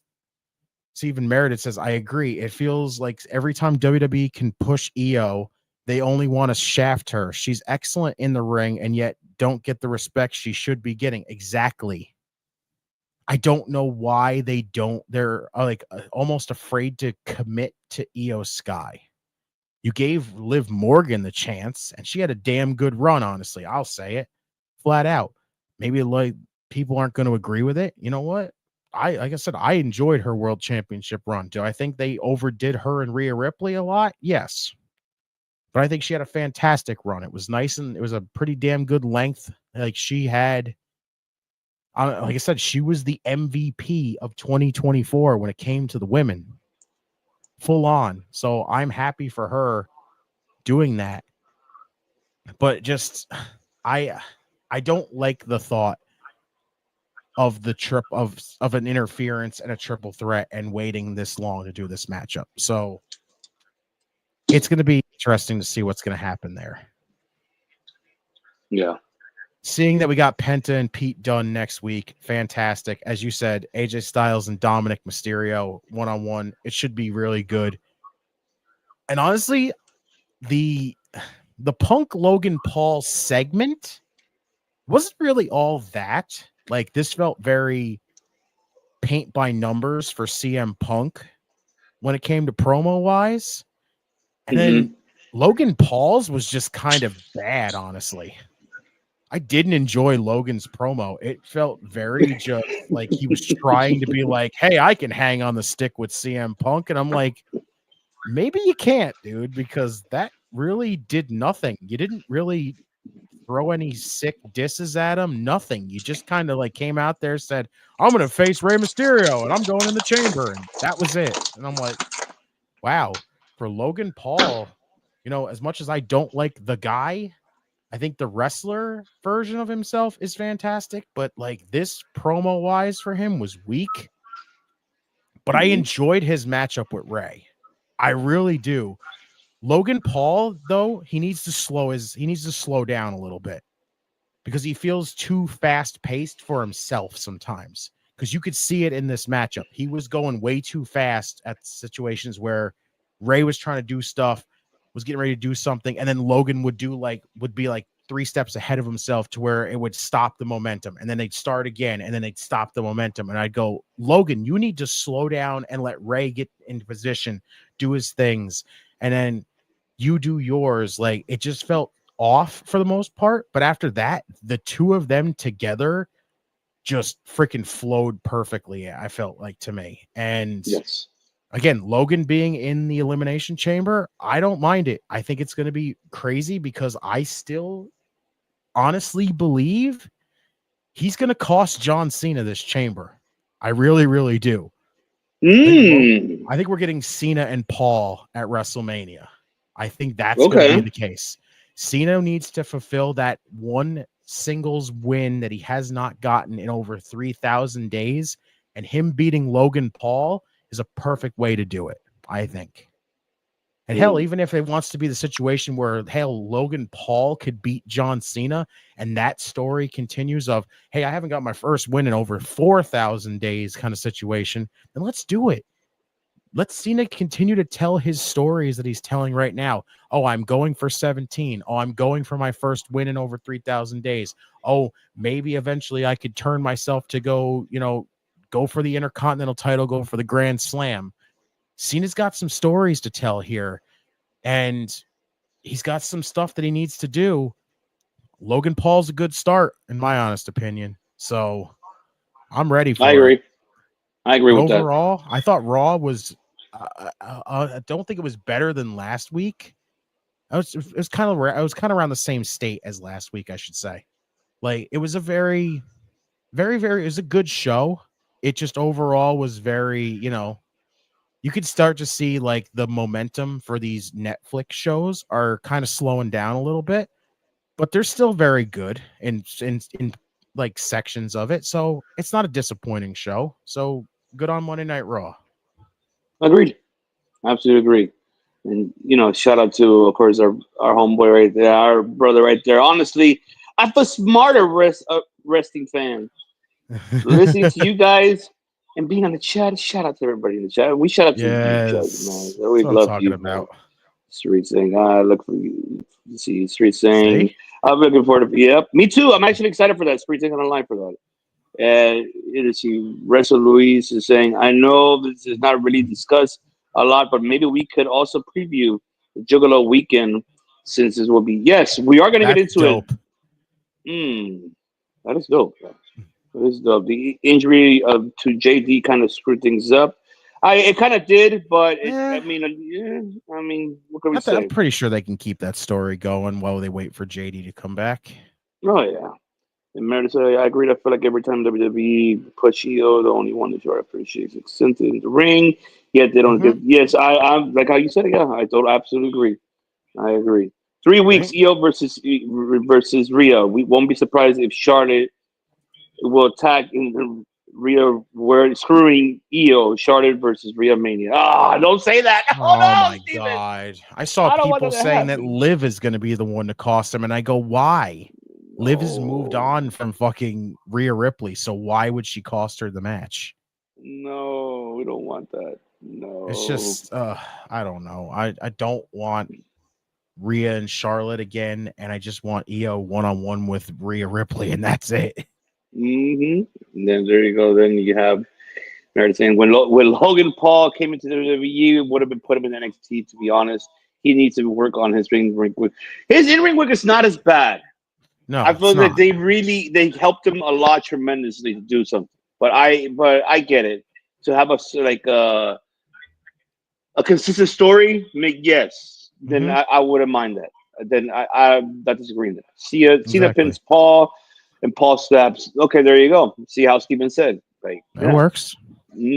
I agree with that. Again, cost Cena the chamber. You lead to Logan Paul versus John Cena at WrestleMania. That's right. My boy Ed, what's going on, Ed? Wherever Oscar shows up, I want Oscar versus Rhea. That sounds fun to me anyway. I agree with Redeemer. Cena and Paul at Mania, definitely. Indubitably. There we go. Oh, get it in there. Let's go. Yes, get it in there. As you can see, folks, weather here in California is horrible. That's why I'm having either a backup plan A or B, my phone or through the PC. But the internet is horribly. So I apologize for everybody. Cut feed Netflix when you think. I know. I didn't see anything on social media about that. I was looking for it and then he posted nothing at the aftermath of it. Unless you're saving that for Raw, which I mean, we're gonna have a rematch with Dragon Lee and Rey Mysterio here, or are they gonna involve Penta in this situation? That's where I want to see where they're gonna go with that. And Street saying, I enjoyed overall action more, the promos, the whole package, not as much as last week, but I enjoyed it. Yes, the action on the show was what carried this show on Monday. I agree. And Steven said, "Oh, it's on YouTube." Okay, so I haven't checked it out, Steven, but I appreciate you letting me know that. Awesome. Oh, okay, fantastic. So there we go. So now we know. But man, folks, now is that time because it's time for Nalga Mania to run wild. But as you can see, my PC takes forever to load. But we're gonna let the real one play. The long one. It is time, folks. You already know what. Hope you can still go. I never answer to no, man. I still go, go, go, go, go, go, go, go, go, go, go, go, go, go, go, go. Hustle hard, hustle every single day. I'll be making moves till I'm buried in my grave. To the system, I don't wanna be a slave. I've been doing shit my way, or the highway. And in the driveway is a nice range. Cause I grind through the climb, I invite pain. You'll never hear me, bitch, nah, I don't complain. Just gotta flip the switch and you can go and obtain anything you want, anything you need. Your mind's got the key ingredient, it's belief. They'll deceive with the negativity, but I just slide right by that energy. Go, let's go, go, still go. I never ran so long, no, still go.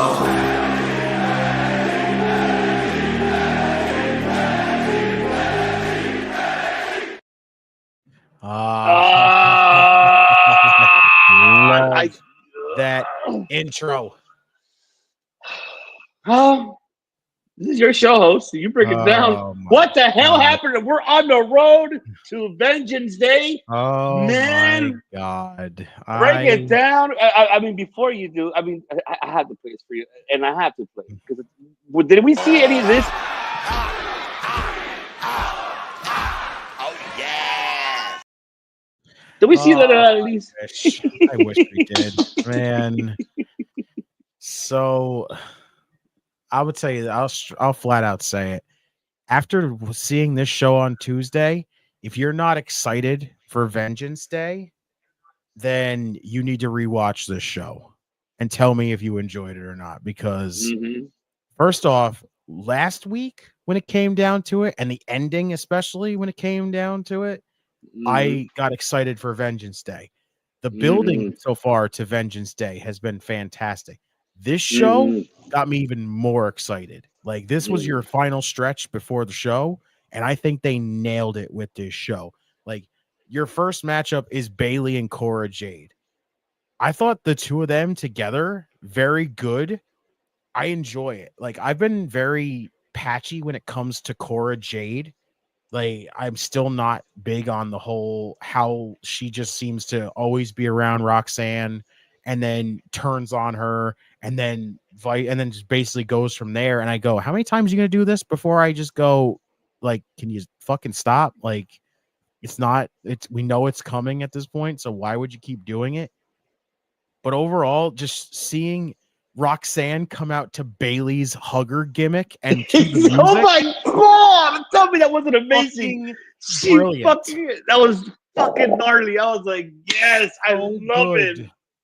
Enough to even the point where it costs Bayley the matchup, which I thought was great. Like, originally I thought it wasn't going to work. And I was like, oh no, it's not going to make a difference. And Bayley's still going to win. But no, it ended up happening to where Bayley got distracted, wanting to get her hands on Roxanne. Cora got enough of it to where she beats Bayley, which is a huge win for her. And then Ava shows up and makes it a fatal 4-way. Now, the fatal 4-way for the women's championship. Honestly, that fatal 4-way is going to be amazing.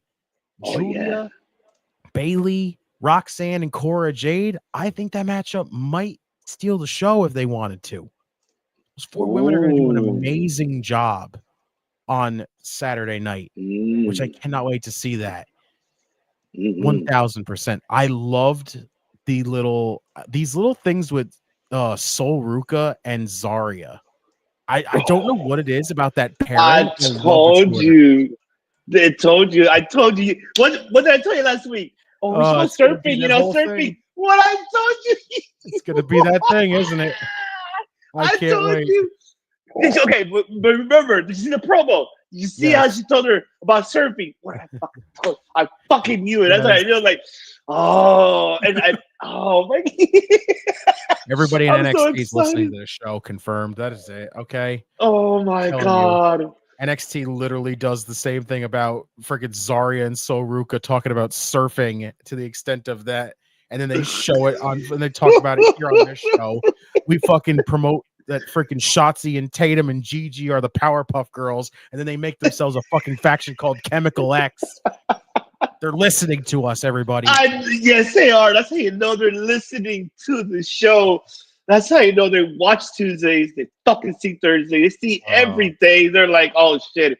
We got to get ideas from these 2 fucking intelligent men here. Man, you see? I told you we are professional wrestling analysts. We fucking details.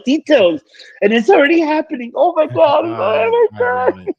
It's so good. And honestly, I didn't mind the whole Nikita showing up and challenging Zarya. That shit's amazing. Like, I know a lot of people are iffy on Nikita. I still like Nikita Lyons. I like Nikita. I wish she'd just keep herself healthy. I'm tired of seeing. I feel so bad for her always seemingly going down with injuries. And it's just like I said, it's good to actually just get to see her in a match all the time when you get the chance. No, you nailed the compliment, brother. It's just like, you know how we said it too, that we set it up for Nikita. She just needs to get her rhythm back for her to get the momentum. Because I know she was kind of prior to that injury prone, and she was getting the momentum, but it kind of died out because of the last injury, and it kept her a while, like away from the ring a while. I just hope she gets that momentum back again, and she's talented. I like Nikita. Her she has the charisma. She got a lot of things that, man, you could really turn her around and do a great story with her, with anybody. It's just the in-ring is where it's a concern, but you got to give her time. I just hope that they start doing more in NXT live events. And shout out to NXT because they're going to Madison Square Garden for Roadblock. So, I mean, best of luck. That's a major stadium for them. So, Hickenbottom, I know you're looking at the bottom, but look at the top because you're on Madison Square Garden, pal. You got to figure that out. Oh, man. But I'm with you, man. I'm so with you, brother. I feel that that's definitely a build that I'm excited to see for Nikita to get her rhythm back. And, like I told you we were going to come on, dude, let's go. It's similar to fucking RVD and Kane. Like, you got to, just chill out and mellow out. Bro. It's almost the same shit. And, oh, my God. I'm just excited to see where that story's going to develop. I love it, though. She went out there with Zyra. I know the match was not like, oh, my God, the best. But you got to give it to Zyra. She just sold for Nikita for a lot of the moves in that matchup. It looked great for both. Yes. And then at F5, the Zyra 5, whatever you want to call it. It's literally called the F6, apparently. Okay, that's the F6. So, I mean, hey, you know what? Kudos to Zyra. She got her, singles win right here. But I know that's not her singles first win, so I know that. So, but, yeah, I mean. Well, go ahead. I apologize. No, you're fine, OPC. I love this Oba and Waller and Theory interaction. Like, I did not expect that just randomly inserting Theory and Waller would get me more excited because honestly, I think this main event because I do think this is going to be the main event. It's going to be phenomenal. Waller is amazing. Theory is fantastic. Like, what they're doing with the two of them, teasing this split up again. You know, as much as everyone's like, why didn't we just commit to it? Why did it stop? Why does it keep starting and then stopping and then not going anywhere? Well, the fact that now you're taking the chance and going back to it, and so far, what you've teased so far has been great. Waller just talking shit, talking about how he's going to win the championship, and yet Theory's just kind of looking at him like, bro, listen, I'm going for that title too. I'm going to win the damn thing. I'm like, yes, keep the tension going. As much as it sucks that we're sadly going to lose another team, and it's a team that I really like in Waller and Theory, if this is going to result in Austin Theory turning babyface and you keep my guy Waller as a heel, that's going to be dope as hell. Because honestly, I think when Waller and Theory, if those two do split up and eventually those two have a one-on-one match, I think Waller and Theory could be a freaking banger of a match, honestly. Oh, I agree. I absolutely agree. Definitely. But I agree with that. I love the whole breakdown where it turns into they're just at each other's throats. But in the process of that, they'll beat up fucking Obafemi together, but then go back to, hey, I'm winning the title, just so you know. No, I'm winning the title. And I'm like, yes, the tension, but the fact that they're still able to work together when the situation calls for it. I love it. This whole thing was fantastic. The main event is going to be fantastic when it comes down to it. The Eddie Thorpe stuff. Honestly, it's another bit of Eddie Thorpe stuff that I actually really like. This promo here and this build towards Trick, and now we're getting a strap match out of it. I am excited. Like, after that whole situation where he whipped him with the strap, and it's, you know, he beat him down, and everything is just seemingly always with Eddie's whole plan that he's had multiple weeks after multiple weeks of just, it always seemed to involve Trick Williams. Now it's another situation where, you know, listen, Trick's beaten him multiple times. Could this be the time Eddie could beat Trick Williams, and this could send Trick Williams up to the main roster? I could see it. Wouldn't be against it either. So I'm just getting more and more excited here when it comes to Vengeance Day. And now we got even more because my guy Javon Evans signing the contract to face Ethan Page, and basically saying that NXT is not responsible if Javon gets hurt again. You know what? Javon doesn't give a shit at this point. He's at the point where literally Ava suspended him for coming out there even though he was hurt. And again, do you blame this man? He's had his jaw wired shut by Ethan Page. He's been left laying with a bloody mouth multiple different times. At this point, I would do the same fucking thing if I was Javon Evans. I don't care if my mouth is sewn shut. I don't care if I have my freaking head in a freaking neck brace and one of those giant contraptions that keeps my head straight kind of situation. I don't care. I'm going to go out there. I'm going to beat the dog shit out of Ethan Page for wiring my mouth shut at this point. Like, I'm just confused how the doctor was like, I don't know. The doctor got me confused there, man. What the fuck was that? I laughed my ass off when I saw that doctor, because I go, oh my God, tell me that's not even, you don't even need to tell me that's not a real doctor at that point. Like, hell no, that was not a real doctor. What the fuck it looks like one of those freaking things where you're scrolling online, and as you're going through it, you just see these freaking things where it's like, hi, I'm Dr. like Dave, and I'm here to introduce you to this brand new prescription called, and it's like, thanks a lot, you crooked, creepy ass doctor. Oh, something like Dr. Hibbert. Right? Hi, everybody. Hi, Dr. Nick. Hi, Dr. Nick. He's the true definition of Dr. Nick in NXT. That's what I'm talking about. Hell yeah. Oh my Lord, I love that. Oh my that is a God. Great comparison. Oh my God, I love it. Tony and Stack stuff backstage, what leads into the main event. Oh my God, I love this whole situation. I can't wait to talk about this. Is the main event. Oh, this multi-man, this triple threat tag team match, number one contenders match, This is great. Like Briggs and Inamura. I love that Inamura is just hanging around here in NXT and he's teaming with Josh Briggs. I love it. They're a very, very, very good team. I love Hank and Tank. I think they've done a fantastic job. They're coming along very, very well in NXT. I agree. They did. And of course, you know me and Bakley, we are big fucking fans of No Quarter Catch Crew. And of course, our girl right there, Ren Sinclair. But I love No Quarter Catch Crew. Tavion and Miles, fantastic. I love this recent thing that I just saw where Miles Bourne has a picture with him and Randy Orton, and he keeps calling himself Randy's son, which fucking kills me because he did the drop down and did the freaking power slam during this matchup. And I go, oh, look at that. And he goes, I literally saw him take the clip of that and go, like father, like son, ? And I'm like, yeah. I'll take it at this point. Like, this was just a really enjoyable 3-way tag team match. Awesome. Briggs and Inamura winning, facing Fraxium at Vengeance Day. Like, we're just loading the card at this point. Oh, and my I love it, dude. I fucking love it too. I love it. So good. I love it. The NXT cake shop is open with a great selection of cakes from all over the world. And some cakes with extra chili. Well, yeah, I'll never Redeemer hit the daddy chill. You know what I mean? Yeah, daddy chill.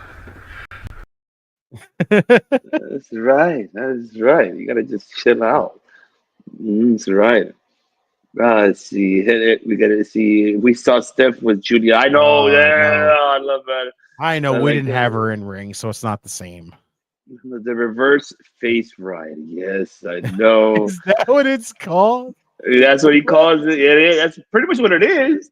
I mean, respectfully, I want to be that face ride. I want to be there too. I mean, respectfully.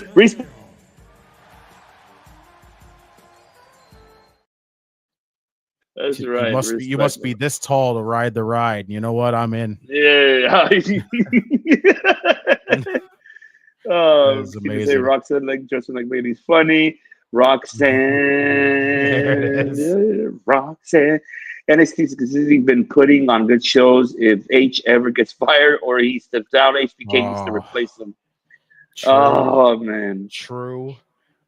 Well, Monday Night Raw will be an 85% women's matches, and it'll just be amazing. Okay, Steven got me curious here. Did I miss that on NXT? Did Ava whispered on Julia's ear? I don't remember that because I don't either, honestly. I didn't see that. I mean, I didn't Steven either. I didn't tell me about that one. Waiting for Zarya to wipe out. I'm telling you, it's gonna happen, man. It's gonna happen. You see, I saw the footage of Stephanie and the Io Sky after their elimination, and they at the Royal Rumble bowing each other at very back of the ramp. Yes, it was awesome. I saw that. I gotta see that. I haven't seen it. Yeah, there's a clip from somebody in the crowd as they're walking back up the ramp. Stephanie walks over and she sees Io and she just like bows to her and everything, and then Io does the same thing, and then they walk over and shake hands, and I'm just like, I just can't wait for that matchup to happen now at this point. I'm excited. I am so stoked. That's gonna be something.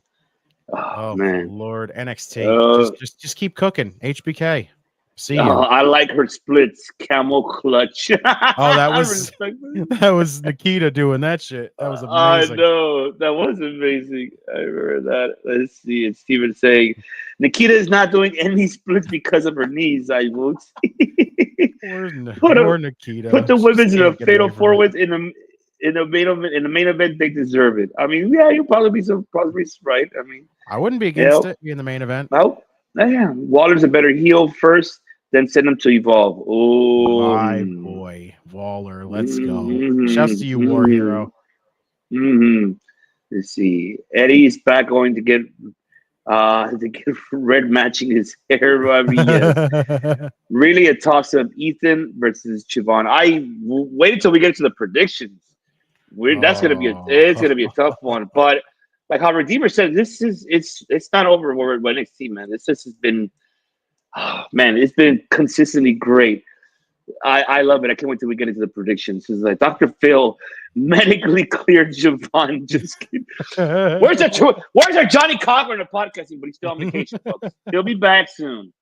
And also Cora and Zaya putting on a Lanto Coma match tonight. Oh, okay. I definitely got to see that. Damn. Okay. Okay. You said so. You're saying Fraction retains. Okay. Ooh, okay. Oh, look who it is. It's time to hit it, baby. You got it. Notorious. That's right. The Notorious one. D.O.M. What is good? Hopefully getting better. Bro. It is that time of the weather, folks. When wintertime, everybody's feeling, a little bit there. Let's see. Dom, I feel you, sir. I mean, yes. Let's see. Rusty saying, Steven, I thought it was Izzy Moreno at first. I just call that move. I'm next, respectfully.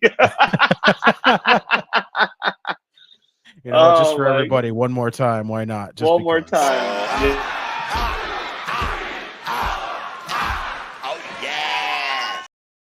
Oh, yeah, baby. Oh, man. Somewhere there's somebody saying you can do that where I just roll the opposite way, and that's about it.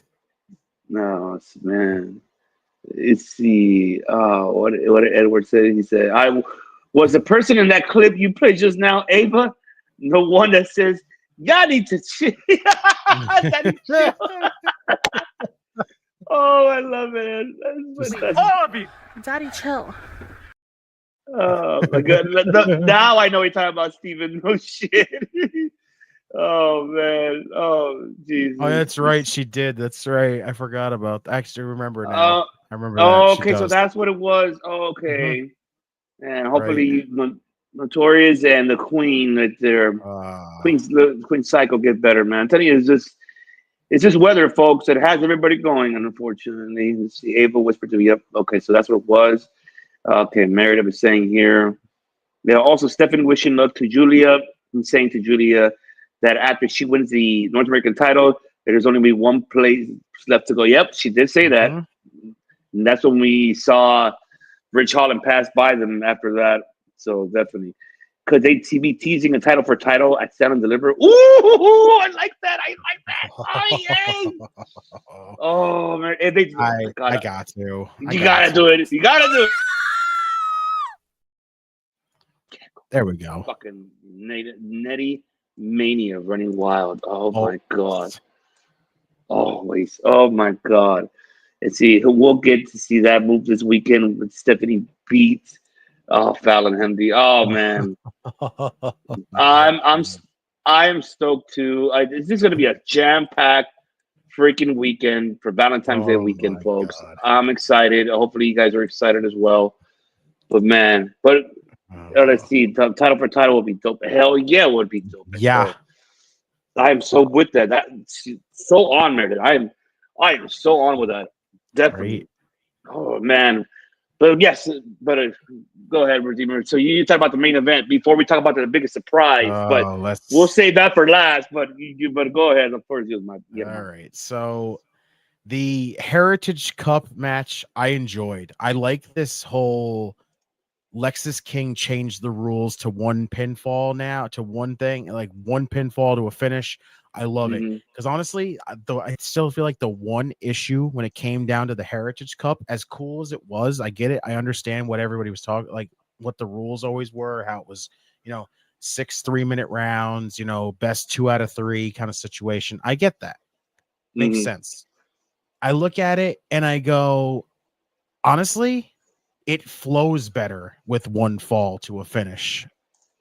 Honestly, because when you look at it and the timer goes and for one round and then it stops and then it feels like the whole momentum of the match stops and then starts up again and then will stop again.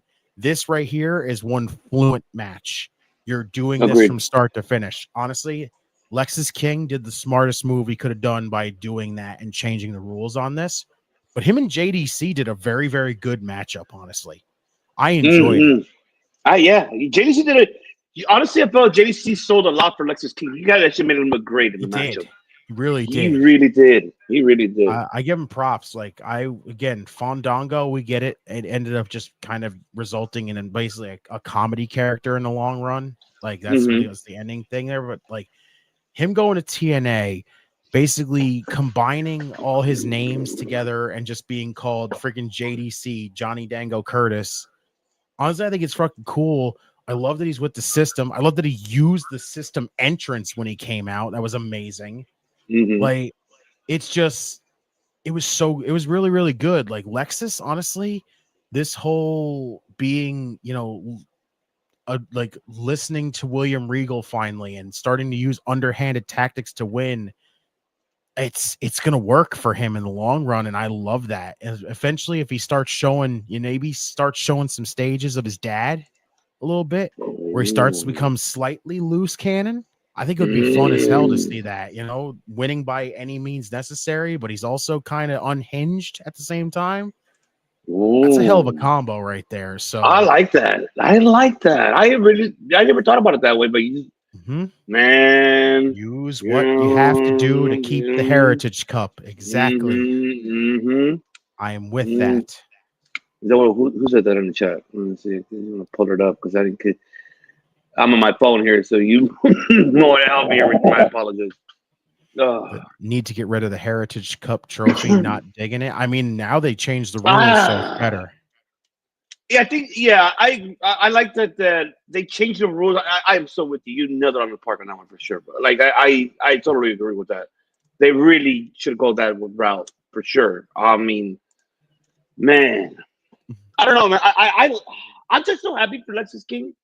I'm so fucking happy for him. I'm just glad that he's getting somewhere and he's getting television time and he's taking that character and really, man, developing me. Like, I don't know. I don't know how you feel about him. Like, ever since he made his debut, his character, going from Brian Pillman Jr. to Lexus King. How do you feel about him, bro? I am so curious to hear you out on that.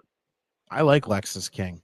I always did. Like, I thought he was, when I first found out he was Brian Pillman's son, I go, okay, well, this should be interesting. But we've never actually seen him do the loose cannon, like, kind of gimmick right now. Like, in like when he was in MLW, that was like where I first saw him.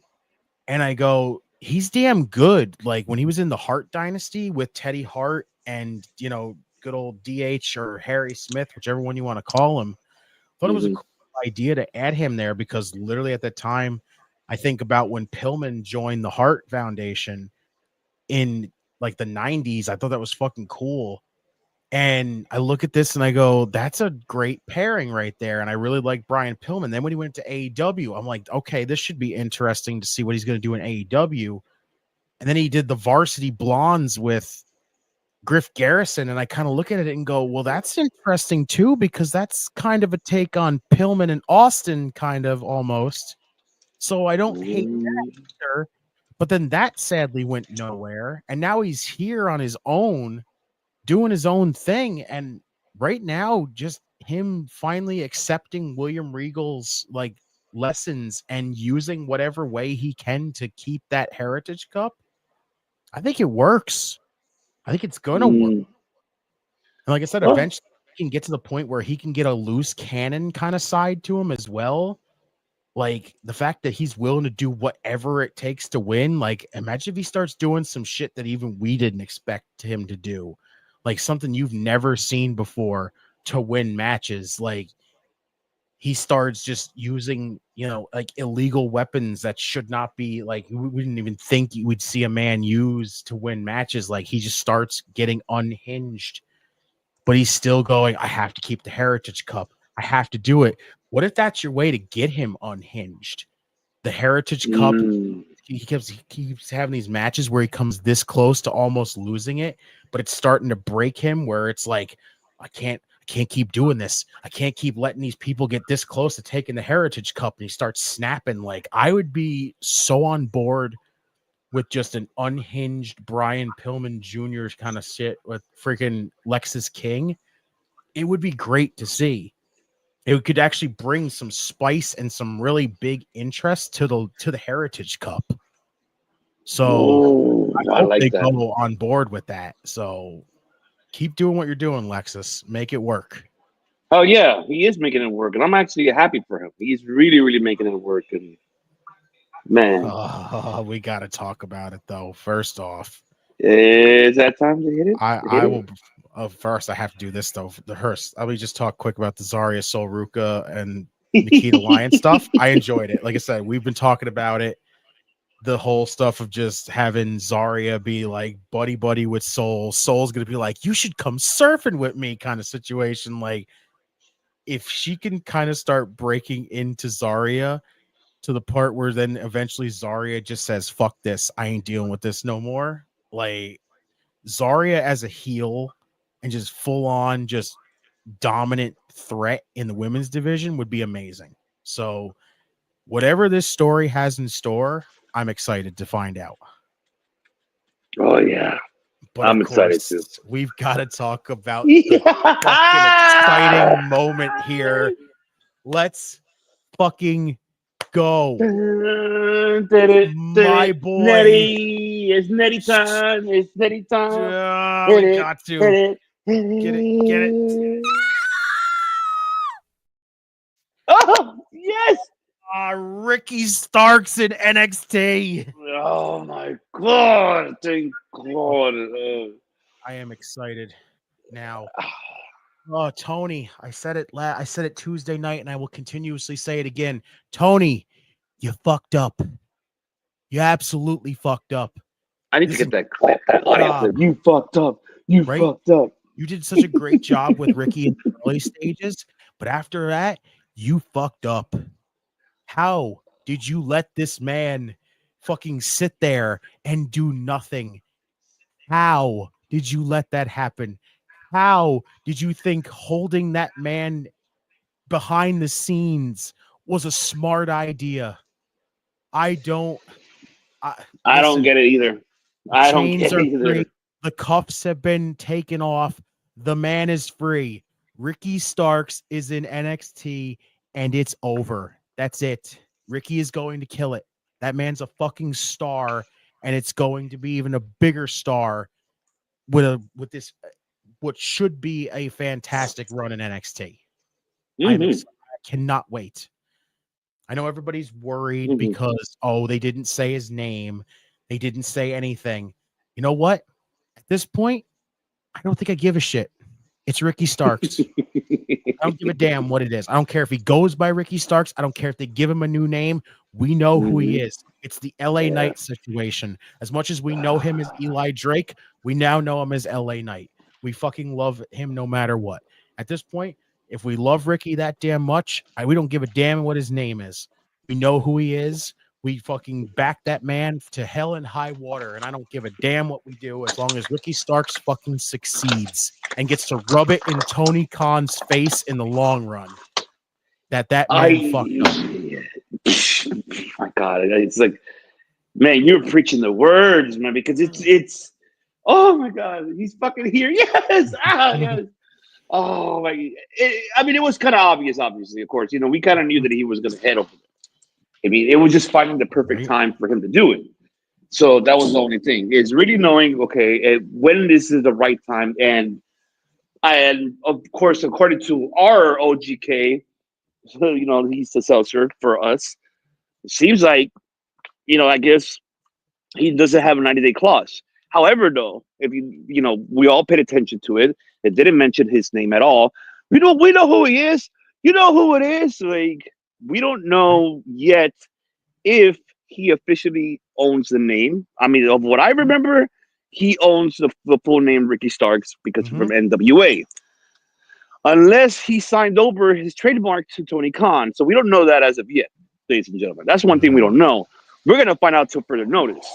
But hopefully he keeps that name because that fits him. So far, what we know is only Starks. That's what we know by far. But we don't know if he's going to have the full name. But definitely, and keep in mind, folks, we're analysts. We're not fucking piece of shit, Seltzer or fucking Alvarez or fucking Sean Ross, especially that piece of shit, Seltzer. Piece of shit. He was already hating. Oh, yeah, he fucking hater. Fuck off. What is the fucking hating? But, Of course, Ricky Starks canceled his events coming up this weekend because for sure we're going to see him making his pay-per-view, not PLE, folks, how everybody calls it. I call it pay-per-view at Vengeance Day. But the question is, who is his first feud? That is the biggest question. How would you start with this man? How would you book him? I'm just excited. Like it's oh my god, there's so many things you could really go with Ricky Starks here in NXT, and he made the right call.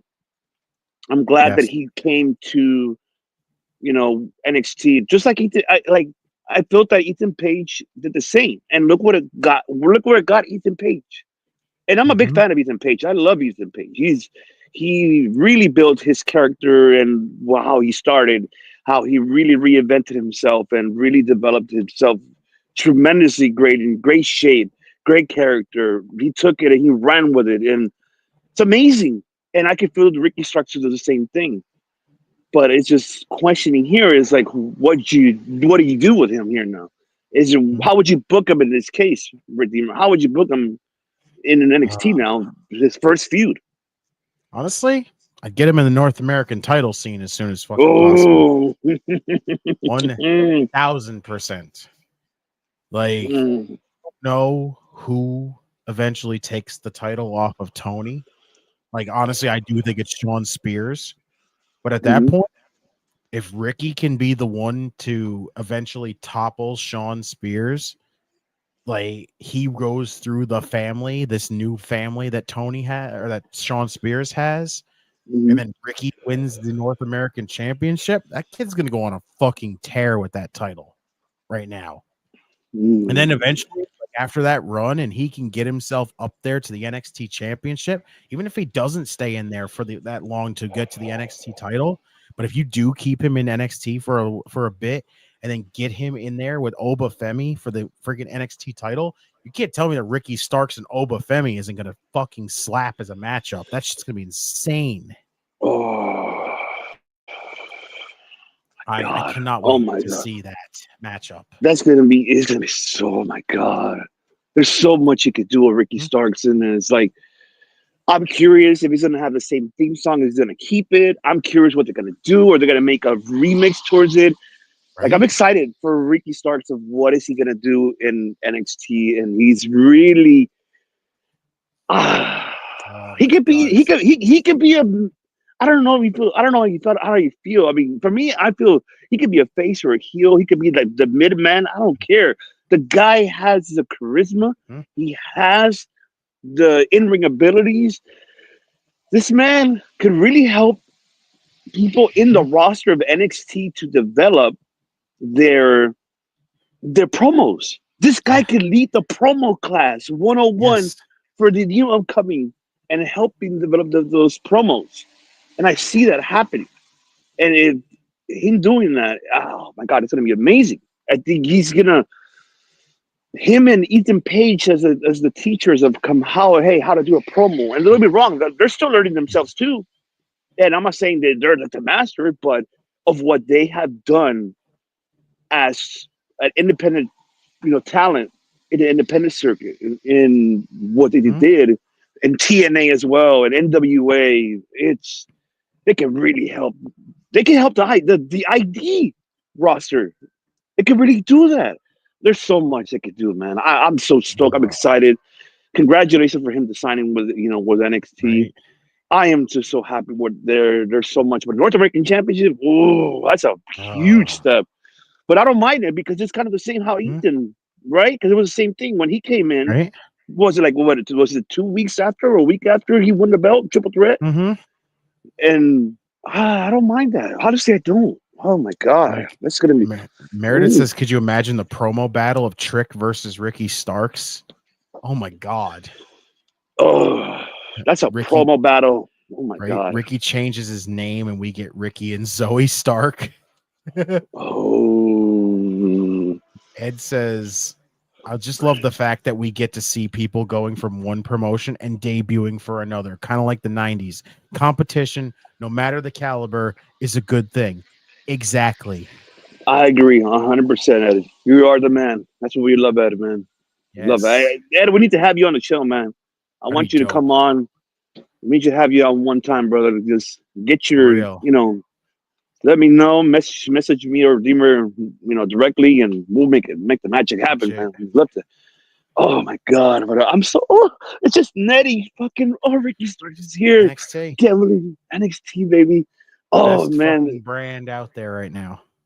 and I want to clarify this because I know we hear it in the IWC a lot, and we're worried about what about the homegrown talent? What about them? Aren't they worried they're going to get their spots take over? No, they're not. They shouldn't be worried.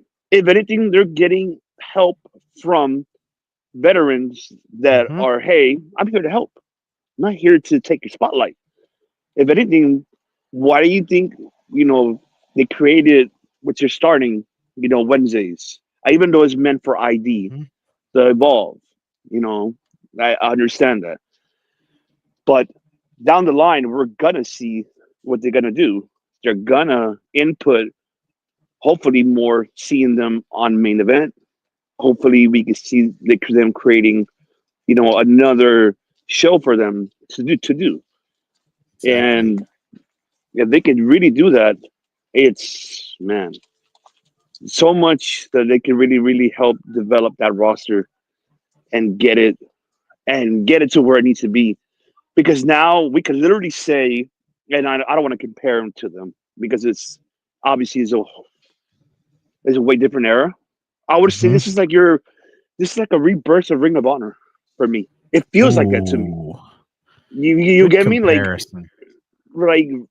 rebirth of Ring of Honor, like from before NXT existed. I'm talking about that era. Like that's what this roster currently NXT reminds me of. It's like shit. Like even though we get veterans there, but they're helping the talent to develop. I am so excited for Hickenbottom. You got a lot of work to do. There's a lot of work to do, man. I'm so stoked. I'm so stoked. Lauren says Starks versus Joe Hendry, Starks versus Tony D. Rusty says Starks Cena, Starks LA Knight, Starks and Rollins. Good builds, good promos. Oh my God. Starks and Nick Nemeth. Imagine that promo battle they're gonna have. God. Oh, it'd be so much fun though. Oh my God, I would love to see that be the matchup, like so much. Oh, sorry, Bob. I'm here. I guess it's a raindrop fall on my phone. Sorry about that. Oh, good. Okay. All right. But yes, I mean, this Nick Nemeth, like, oh my God. Like, oh, there's so much shit. Good coming right now. It's so much coming. I'm excited, man. I'm so fucking stoked. Are we excited for what happened in the main event here? Oh my God. Didn't I tell you so? Tony D defending the North American title inside of a steel cage against Ridge Holland. Tony does retain, but it happened, everybody. We've been talking about it on this show, and damn, it happened. Izzy Dame was an undercover op the entire time, sneaking her way into the family and basically breaking it down from the inside. Way to fucking go, Izzy Dame. I love this fucking story right now. The fact that it's the family's kind of disintegrating a little bit. Izzy's involved in the whole play and in this whole thing, and now she's basically revealed her plan that she has been a part of Sean Spears' family the entire time. This is fantastic. I love it. It's ever since, I'm telling you, when we saw the last event when they were at Philly, when they were over there, it started it there. And then when we saw Izzy getting involved and at first rejecting Sean Spears and his group, and look what happened. It just fucking made all sense. This guy, I'm telling you, I said it last week, like Spears fit very well with this story, what he's doing. And now what you said on Tuesday on the watch along, that man, this could be, maybe he's the hidden bridge, could be the hidden gem for him. His weapon. Yeah. Like, oh man, his hitman basically. And adding him to that faction, oh my God. Ooh. They could do a lot. I feel they could really do a lot. What if Ridge's intensity and everything else that he's done is the way to kind of get to help Nico in the long run? Right? That does make sense too. Man, fuck. Like it just felt so. It just felt like Ridge Holland was so welcome to be the pawn to get the family broken away so that they could basically beat up Tony D inside the cage. I love that. Like, it just shows you that Ridge Holland is involved in this somehow. And honestly, like I said, Sean Spears, Ridge Holland, Nico, Brooks Jensen, Izzy Dame, that 5 right there, that's a hell of a pairing right there. Like, the fact that the family is now down a member and needs backup now to challenge that family makes it even better. Like, if Ridge is involved in that. I love every single bit of this. This was fantastic. It was an awesome way to end the show. And not only that, we got more of the tease of this mysterious faction that's been floating around right now. I still feel like that's going to be Eddie Thorpe's faction. I don't know why. I just have that feeling. Weird if it is. It's just, my fear is that I don't want this to be a Retribution 2.0. That's what my fear is. I don't really want that. I just hope it doesn't go that direction. But I mean, who else could lead that faction if that's the case? Or is it going to be just random? I mean, I'm not saying that they're random people. I don't mean it like that. But what I mean, of course, is like just people. I mean, I know there's certain people there that we know from the ID. But the thing is really who's going to lead it is the biggest question. I mean, because they need a leader, someone that has been there already for quite some time in NXT and understands how the environment is NXT. And I'm talking about more story plot wise. And that's what better way could be Eddie Thorpe. I think he is the last person on this one that could fit him very well with this faction. I don't see anybody else unless we have Sean Spears adding more people, like having his how you said last week, like his ministry type of style, following his his style. I don't know. That's a tough one. It really is. I'm excited for Saturday. I can't wait to talk about it. I cannot wait to see what this faction's going to be. I just can't wait to see the matches, the stories that are probably going to come out of that. So much. And shouts to Ed here. He says at this point, it's almost like NXT is now a main roster show instead of the training show. That's how good it's gotten. Originally, like with 2.0, when 2.0 first started up, I looked at that and I go, this feels like a main show. And it wasn't a good main roster show. It was one of those like really bad, like how Raw and SmackDown was really bad. And then it was like 2.0 joined in right along with it and just basically became another freaking main roster show on a Tuesday night. And I hated that with every bit of it. But all of a sudden it's become to the point where I look at it and I go, now with how Monday Night Raw has been a great show. Like even though it's kind of went down a little bit in the past couple weeks, it's still a really good show. Yeah. NXT follows up with that and it feels like a main roster show now, not a main roster show back then, which is a good thing. Thank God. Agreed. So I love that comment right there. And even Meredith says, could Evolve become the new NXT and NXT becomes part of the main roster shows? That would be insane. I agree with that. I like that idea, and I do agree. But that's why I said earlier, Meredith, if you heard me, that's why I compare more to Ring of Honor back in the era. Because I feel like Ring of Honor, like if we could, go back to it, it was its own entity of like NXT, because that's where a lot of the scouters are going. A lot of people at that time, when they started, when WWE started beginning, to add people in their creative to be scouters, like Bruce Pritchard, Michael Hayes, and that are still currently there, but other people like William Regal, like he's gone to the independent circuit. He went. The other main one was here, like in the West Coast, was of course Pro Wrestling Guerrilla, PWG. Yes. Like it's just that's how NXT developed and made it to be the way it is now. And Meredith, you have a good point. Yeah, it's his own roster. I agree with that. But that's why I compared it to Ring of Honor, because Ring of Honor's at that time, and Redeemer can say, man, it was nothing but fucking, it was bonkers. It was fucking banger matches they had. They had storytelling there too. not just only just regular independent circuit matches. They had stories that developed, and the same with PWG at the time. So I feel, and that's a good point. And like to see Evolve to be the next NXT, like to be the developmental, I'm so with it. I agree with that. I agree. Can we give a shout out to our boys from the heel turn? Let's go. What's going on? Izzy on the Devin, road what's from going work, on? and Justin Cookett as always. Hope you had an amazing birthday. I did, bro, and appreciate you as always. His birthday month is not over. It's still going. You know, he's still having a birthday month. It's the month of December. Remember, Izzy, Devin, whoever it is, you know, but it's his birthday. It's his birthday month. It's continuing. His birthday is he's gonna have his birthday, you know, party on Saturday again, you know, for the watch-alongs. But you know, much love to you guys as always, though. I can't wait till we get to link up with y'all again. You guys got to come back on the show, man. Excited to see you guys. NXT is red hot, and people like Ricky make it so much better. Damn right, bro. You damn right. Hell yeah. I agree with that 100%. Oh, man. All WWE needs to do is just move some of the unready roster talent on NXT to Evolve, and then move some stars from Raw to SmackDown over to NXT, and just give out main roster talents to the ones. Exactly. I agree.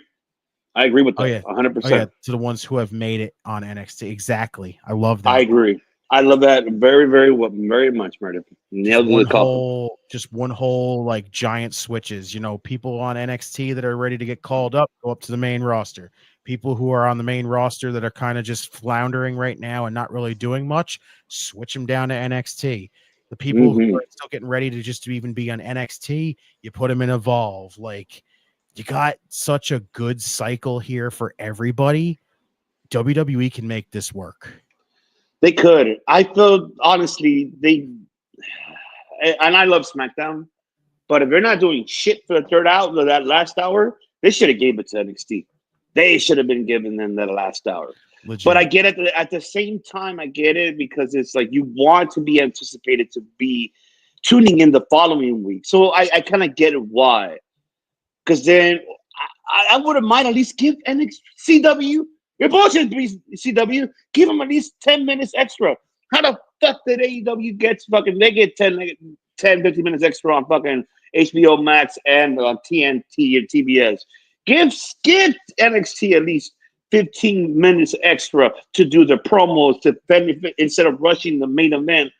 I'm just saying generically.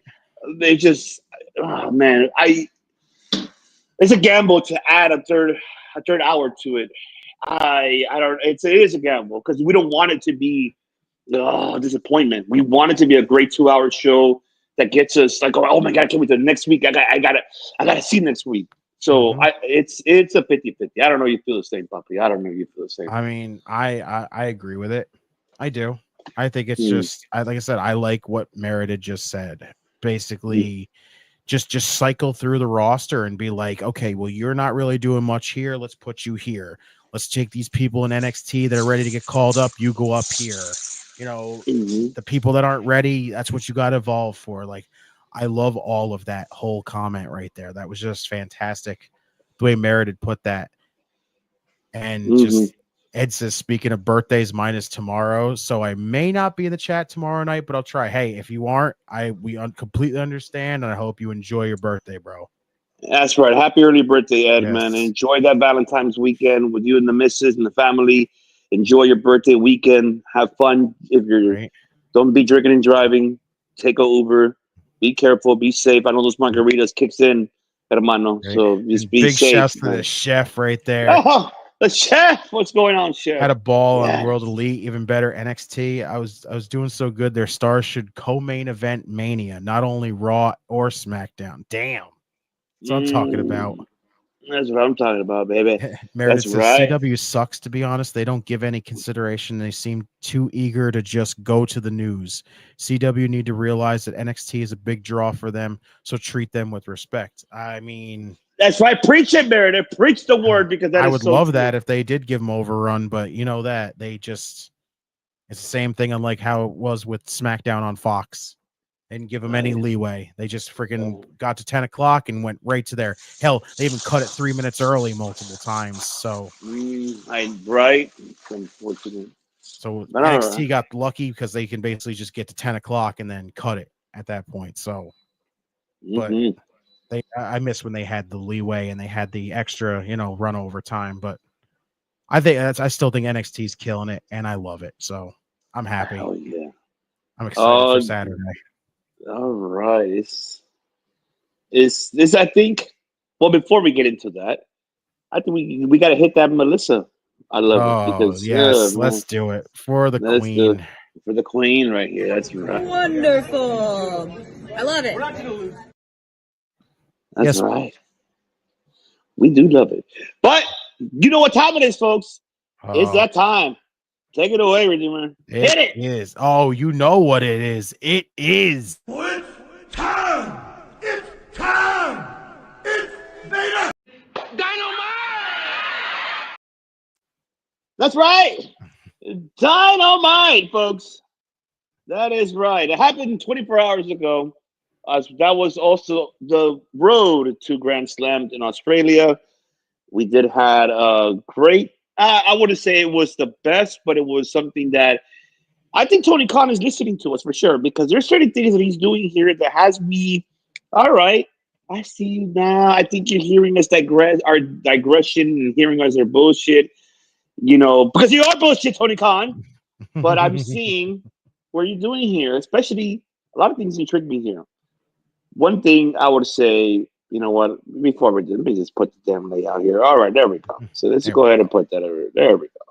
So let me just remove this one. All right. Man, Dynamite for me, great opening show. I'll tell you that. The Undisputed Kingdom and Death Riders, great matchup. They did a great overall in the 6-man tag. I think everybody looked fantastic. I wish they could have been the main event. You guys said it on Wednesday on the watch along. Yeah. You and the banger. But I kind of get it why, but then again, it's just like it's not giving the anticipation for the main event. I mean, what ended the show? It wasn't much anticipation, unfortunately, because we get to see the championship belt.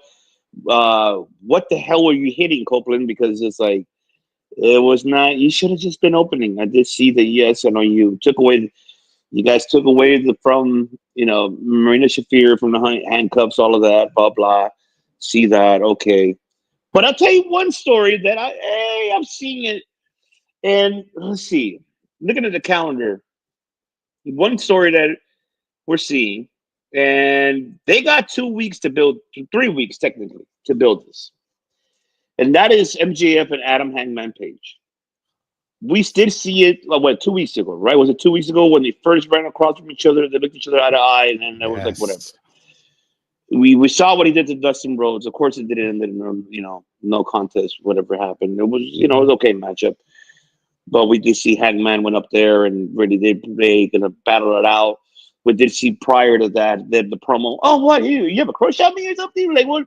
Like the promo lasted for that long, and it was a good promo, but it was just like I see what you're doing. You're rebuilding Hangman Page now back, but more aggressively. Like I don't know if you feel the same, but for me, it seems that they want to bring it back to Hangman to be the face again, like how he was originally years back, but instead of being more of a sense of humor kind of gimmick that he had prior when he was a face, here in this case he's more of an aggressive man. Like it seems like to me he's really more like a Texan, even though we know he's not from Texas, but he seems like he's like a Texan, really more like your Texas Walker Ranger type of style, just like going on beating the shit out of everybody and like, what the fuck? What did you say? No, and has no friends, no fucking, no nothing. It's like a combo of Texas Walker Ranger and the show Kung Fu. If you remember that shit, oh my god, I don't know why it reminds me of that shit. It's like he's a lonely man walking, just like what the fuck. But I get it what they're doing with Hangman Page on this one with MJF, and I'm not saying it's a bad buildup. It's actually a great buildup. Now, because they're gonna have a great feud. I think Tony Khan has 3 weeks to build this. Pretty much heading if he's gonna book it for Revolution. and he better book it very well. The only thing I will criticize on that, analytically, I'm looking at it more, is make sure to not take away the time from the rest of the talent on that 2-hour show. Don't give them a 20-minute promo. Give them a 10-minute promo, 15 the most, I would say. And that's all you need to do. You don't need to give them 20, 30 minutes when they're going to have their face-off next week. And for what? There's no need for that. Just let them have a quick 10, 11 to 15 minutes promo talk. Then the challenge is thrown. And then from there, they have their single matches either on Collision or on Dynamite, building their momentum heading into Revolution. Because they're both being the chase for the World Championship. Like MJF said it in that promo. I want to get, I want to get back. I want to become a 2-time, the first 2-time AEW World Champion. So it's like Hangman is at the same level as well. Does it benefit Hangman in this promo, in this battle with MJF? I feel like it does benefit him. At least we're seeing something that is happening within a month before Revolution for them to do something. So I think this is a great start. Kudos to you, Tony Khan. Good fucking shit. You're fucking paying attention to what the fuck we're telling you for the last couple of years already. Give us a fucking story, and you are doing that. So I don't know. How do you feel about that one, brother? How do you feel about that one? I mean, clearly right now the MJF and Hangman stuff is clearly some of the best stuff that's going on right now.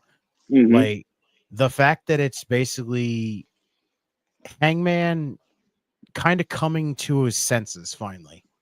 That's what it feels like. It's come down to all the Swerve stuff is what broke him. It's what got him to this, absolute psycho deranged version of himself that, is able to go into a steel cage and stick a freaking syringe into his cheek and destroy him with a chair shot, be hell-bent on freaking revenge for, having Swerve come into his house and just stand next to his son and next to his kid and just, cut a promo and do what he did. And now it's where you could see he's got remorse for what he does. He's, what he did to Christopher Daniels. We saw that. He literally had that promo where he sat back and was talking to him, and they were like, we kind of saw that you had a little remorse right there. And he's like, no, I didn't. It's like when clearly we saw that he had remorse for what he did to Christopher Daniels. He has remorse. He's starting to show remorse. He's starting to break away from the psycho crazy gimmick that he has right now. And it's good that even if he hopefully he doesn't get rid of it fully, that's just going to be a kind of thing where he can still kind of just keep it, be the same like current Hangman, which I love. I love this. I love this character. This is probably the best character up there with timeless Tony Storm right now. I agree with that. Fantastic right now. This Hangman character is easily one of some of the best stuff. But I like I said, I like that it's turned into this thing where MJF is kind of looking at him and going, you're kind of getting a little softer now. Like right now, you're no longer the ruthless, aggressive, you don't give a damn about people.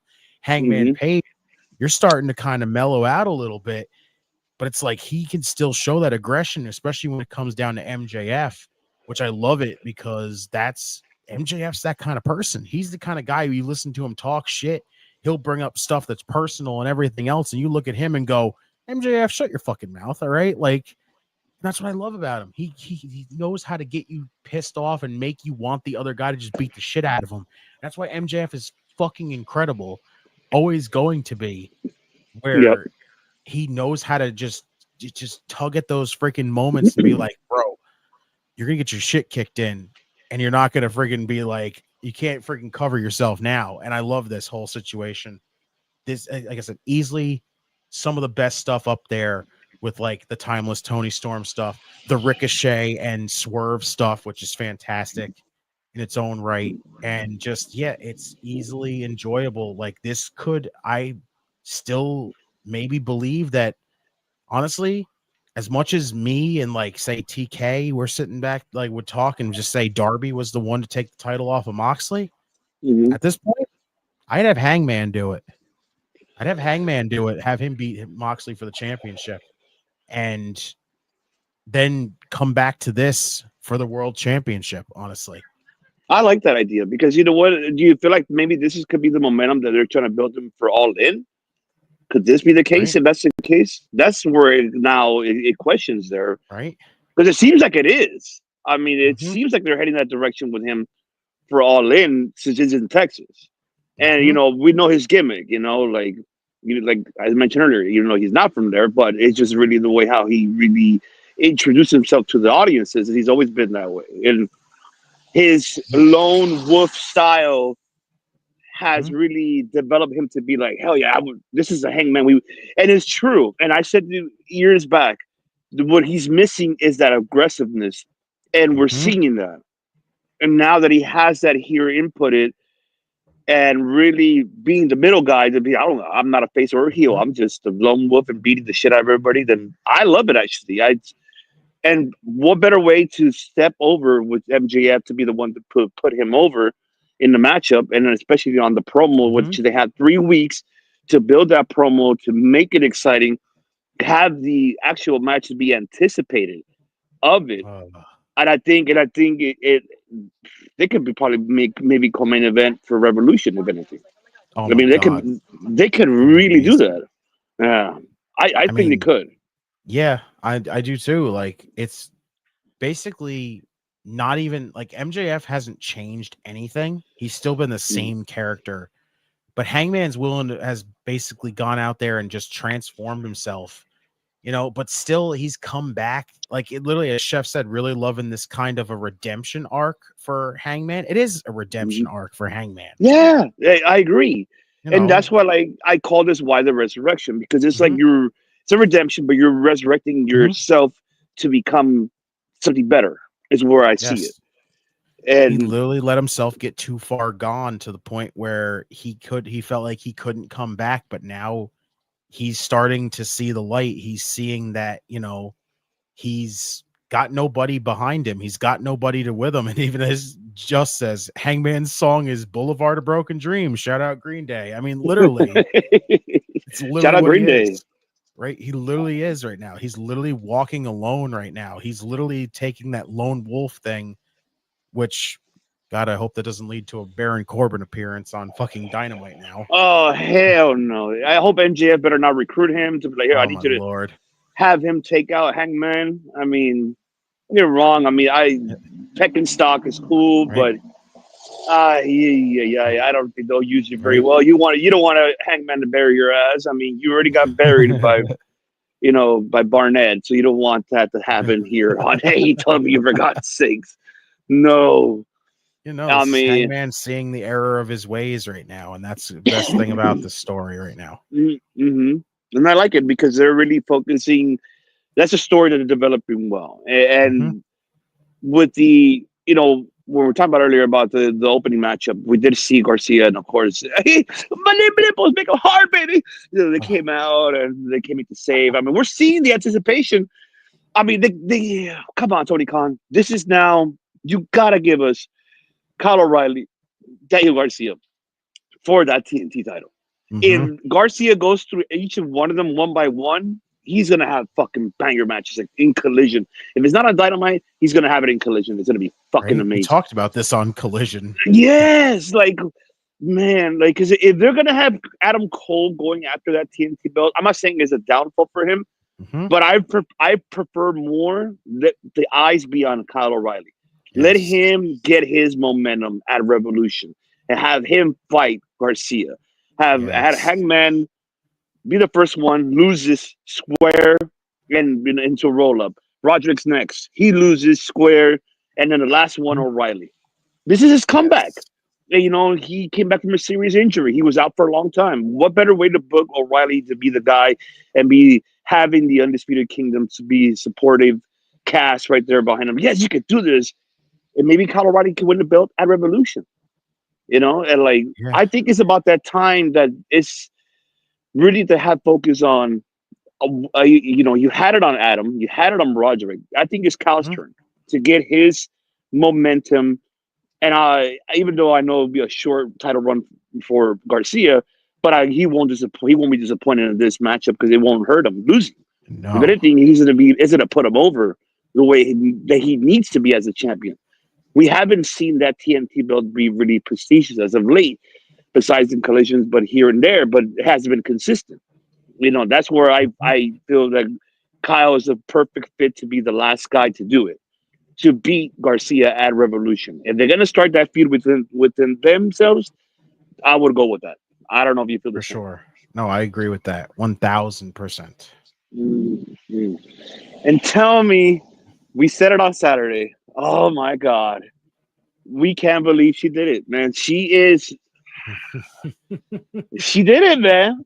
I love that fucking rap, like hip. Oh my God, she Dude, I did literally. not know she had a double time. Me neither. I was like, what? Dude, she Man, can do it hard. all. Like literally at all. She can sing, she can play guitar, she's a ventriloquist. Supposedly she's really good at speaking Japanese or Chinese or whatever the hell she said it was. Japanese. She said she's good at Japanese. So Harley Cameron, man. We gotta give it to her. My God, dude. I'm just gonna keep putting it out there. Like, literally, Tony, just fucking commit. Do it. Just do the thing. Like, I get it. There's a lot of people, you know, the big diehard Mercedes fans and everything else. And I get it. You're gonna clearly back her up no matter what. And then there's the people like us that are sitting here and we're seeing what we see on television. And yes, has she had some good matches? Yes, Mercedes matches have been like hit or miss on a lot of certain areas. You know, some have been good, some have been pretty bad. A la the Britt Baker one. I thought that was god awful, honestly. But I look at this right now and I go, you have the chance to capitalize right now on a woman whose popularity has gotten organically over. Oh my, right? Organically. Yes.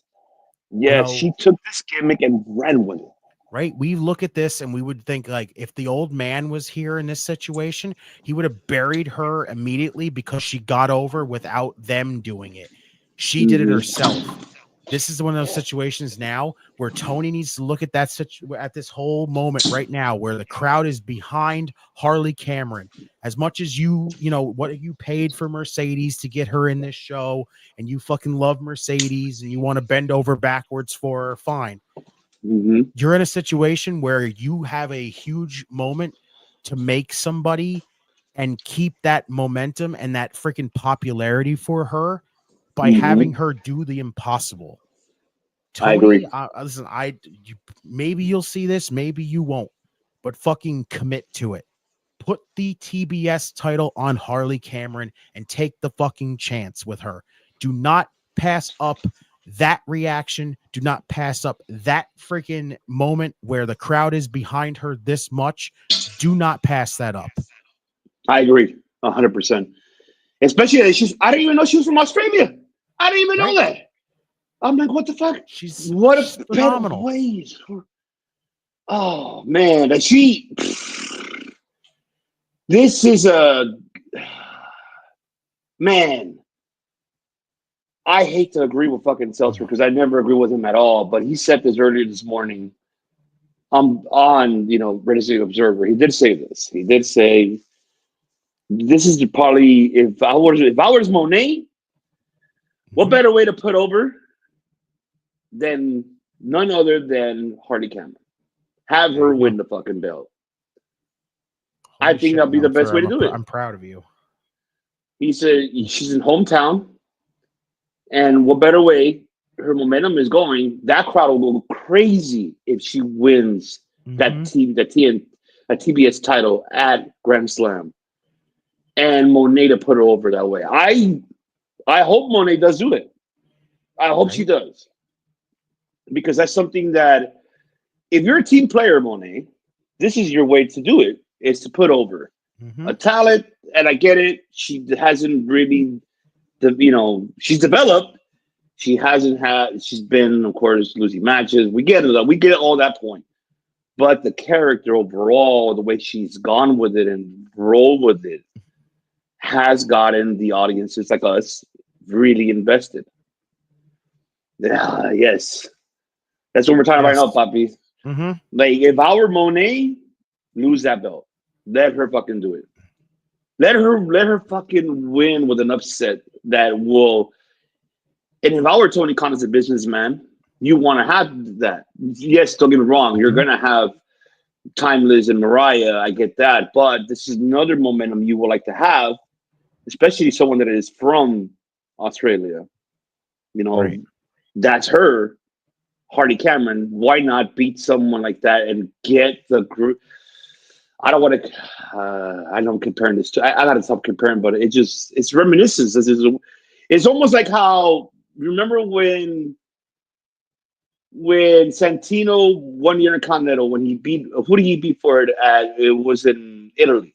Remember Umaga. It's almost the same thing. You see how the crowd went crazy? They're like, "What the fuck?" Mm-hmm. They can do the same thing for Hardy Cameron here. They Like, can do clearly the same thing. Clearly they're gonna have their moment. Like, because I still honestly believe that Tony Storm is beating Mariah May in Australia. Mhm. But imagine if they got two big moments like that from two hometown people. Like, that would be amazing. Like, Australia would absolutely be convinced to want to be like, give us another show. If you're willing to take the two hometown women and give them the big wins, especially like the big one, like with Harley, like if like clearly everyone's gonna lose their collective shit in Australia if Tony Storm beats Mariah May for sure. Right. But if you want to give them that one big one that everyone's gonna be like, it actually happened. It's actually a moment that we wanted to have happen, and Tony Khan did it. Now we want them to come back to Australia at some point. Like, that's the way to do it. You put the TBS title on Harley Cameron, give them that big moment where it's the most unexpected thing where everyone's like, we didn't think Harley was going to do it. We kind of thought Mercedes was going to put herself over again in the process once again. But no, they went through and committed to it and gave Harley the championship. Now everybody in Australia that came to that show is going to sit there and go, man, I hope AEW comes back again. Exactly. Because that's exactly what I would really more aim for is that momentum. Because if this is your first international show this far out, what better way to really put your product over on an international stadium, especially like in Australia, and really get everybody to be like, oh my God, this is happening. Mm-hmm. Tony Khan, if you're watching, make sure, or you're listening, I would do that if I were you. Because what better way to make that decision and, talk to Monet, tell her, you know what, let's put her over. Let's give her that belt. Exactly. It's not going to hurt her anyway. It's just not going to hurt Monet losing the belt. It's not going to hurt her at all. If anything, what she's doing is becoming a team player. And that's what we want to have. We want a team player here to help the product, to develop and elevate more, especially that you're aiming for internationally. And that's one thing not just only in North America or, in Canada, but you want to go somewhere, if you're going somewhere like in the future, you're going to go to Japan. If you're going to go to, let's say to the Latin America, let's say you want to go to Puerto Rico, let's say you want to go to Mexico, or let's say more around Europe, Belgium, Germany, or the UK. I mean, you nailed the UK already with I think it was All In or All Out or All In, but All In, right? You nailed that one. That's one nailed in the coffin. That one's locked in. But you gotta get more international, not just only one place. And what better way to do it in Australia? And to have Hardy Cameron to do it, to beat Monet. People that are really not like, oh. So I'm stoked. I'm excited for it. Yeah. Man. What the hell's going? Okay. I mean, I really only have one other positive thing to really talk about on this show, and that's the interaction with Stat and Megan Bain. I think that's dope. Exactly. Yeah. I love that. Like, I think that's going to be a very interesting thing. Like, I just wish there was more for Stat other than this little side piece feud with her and Megan Bain, because clearly Stat is probably going to be on the losing end of this situation, which makes it just what's next for her? What is going to happen for her after this? Like, Stat's just literally going to be floating around in the roster again.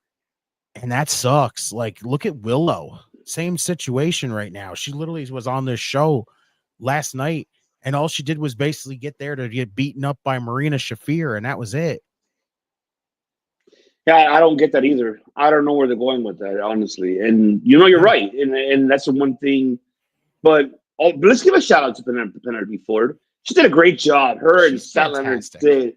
Man, that in ring, like she has really developed great, like indubitably. There we go. That's right. Make it twice. Indubitably twice, baby. That's right. Because man, just like her, just seeing Penelope the way how she really, really got it going in that matchup was Chris Statlander was great. I enjoyed it. It was actually awesome. It was really good to see. It was good to see, and then the timing that we're given. Yes, the one thing I'll bitch about that is you got to separate the women's matches. You can't just have it back to back, man. What the fuck, Tony Khan? Prime example, what TK said, just booked out of order. Yeah, Don't know why the women's matches were this close to each other when they literally could have had space. Exactly, because you have 2 hours. You could have done within those 2 hours a split and to figure out how to do it. It seems like it was rushed because I guess either they were going out of town. I mean, I understand that because I don't know how long is an hour flight to Australia. I can answer that. I don't know if it's like Japan, like 8 hours or 10 hours. Maybe that could be the case that they were rushing. Who knows? But if that was the case, then they should have done it earlier instead of booking it as regular time. If that was the case, right? But I agree, it should have been separate. But let's shout out to Penelope Ford, man. She looked great, man. She looked fantastic. I think she's ready to get a title run soon. I think I would book her. I know I don't consider it downgrade. I know Papa TK right here, our TK, not the other bullshit Tony Khan, will probably say, to that non-title. Fuck it, let her go to Ring of Honor, go for that women's television title. There you go. Why not? I think that will fit perfect for Penelope Ford, and she's really developed tremendously. I think why not give her a title run? I think that'll be a great matchup, which is what's her face? Still the television champion? I can't believe I forgot his name. Red Velvet. Red Velvet, yes. I wouldn't mind seeing her in Red Velvet and Ring of Honor for that belt. I think she'd do great in Ring of Honor there. Oh yeah, I think she would. But I mean, that's the only thing. But Megan Bain, yeah. But go ahead with Megan Bain. Bring it down. I love Megan Bain. She's fantastic, and like I said, I think her and Stat in the long run is going to be a fantastic match. For real, like I said, I just disappointed that it's just going to result in Stat taking an L because why is she not being used on this show more? Mm-hmm. But really, other than that, like the rest of it was really small when it came to this show because it's just the one big thing in this entire show that just still, I'll just flat out say it. It just makes me feel like this. I don't care. I think the other to add on that one, Redeemer, I think it's the Steve Austin one too. You know what I'm talking about. Oh, it is definitely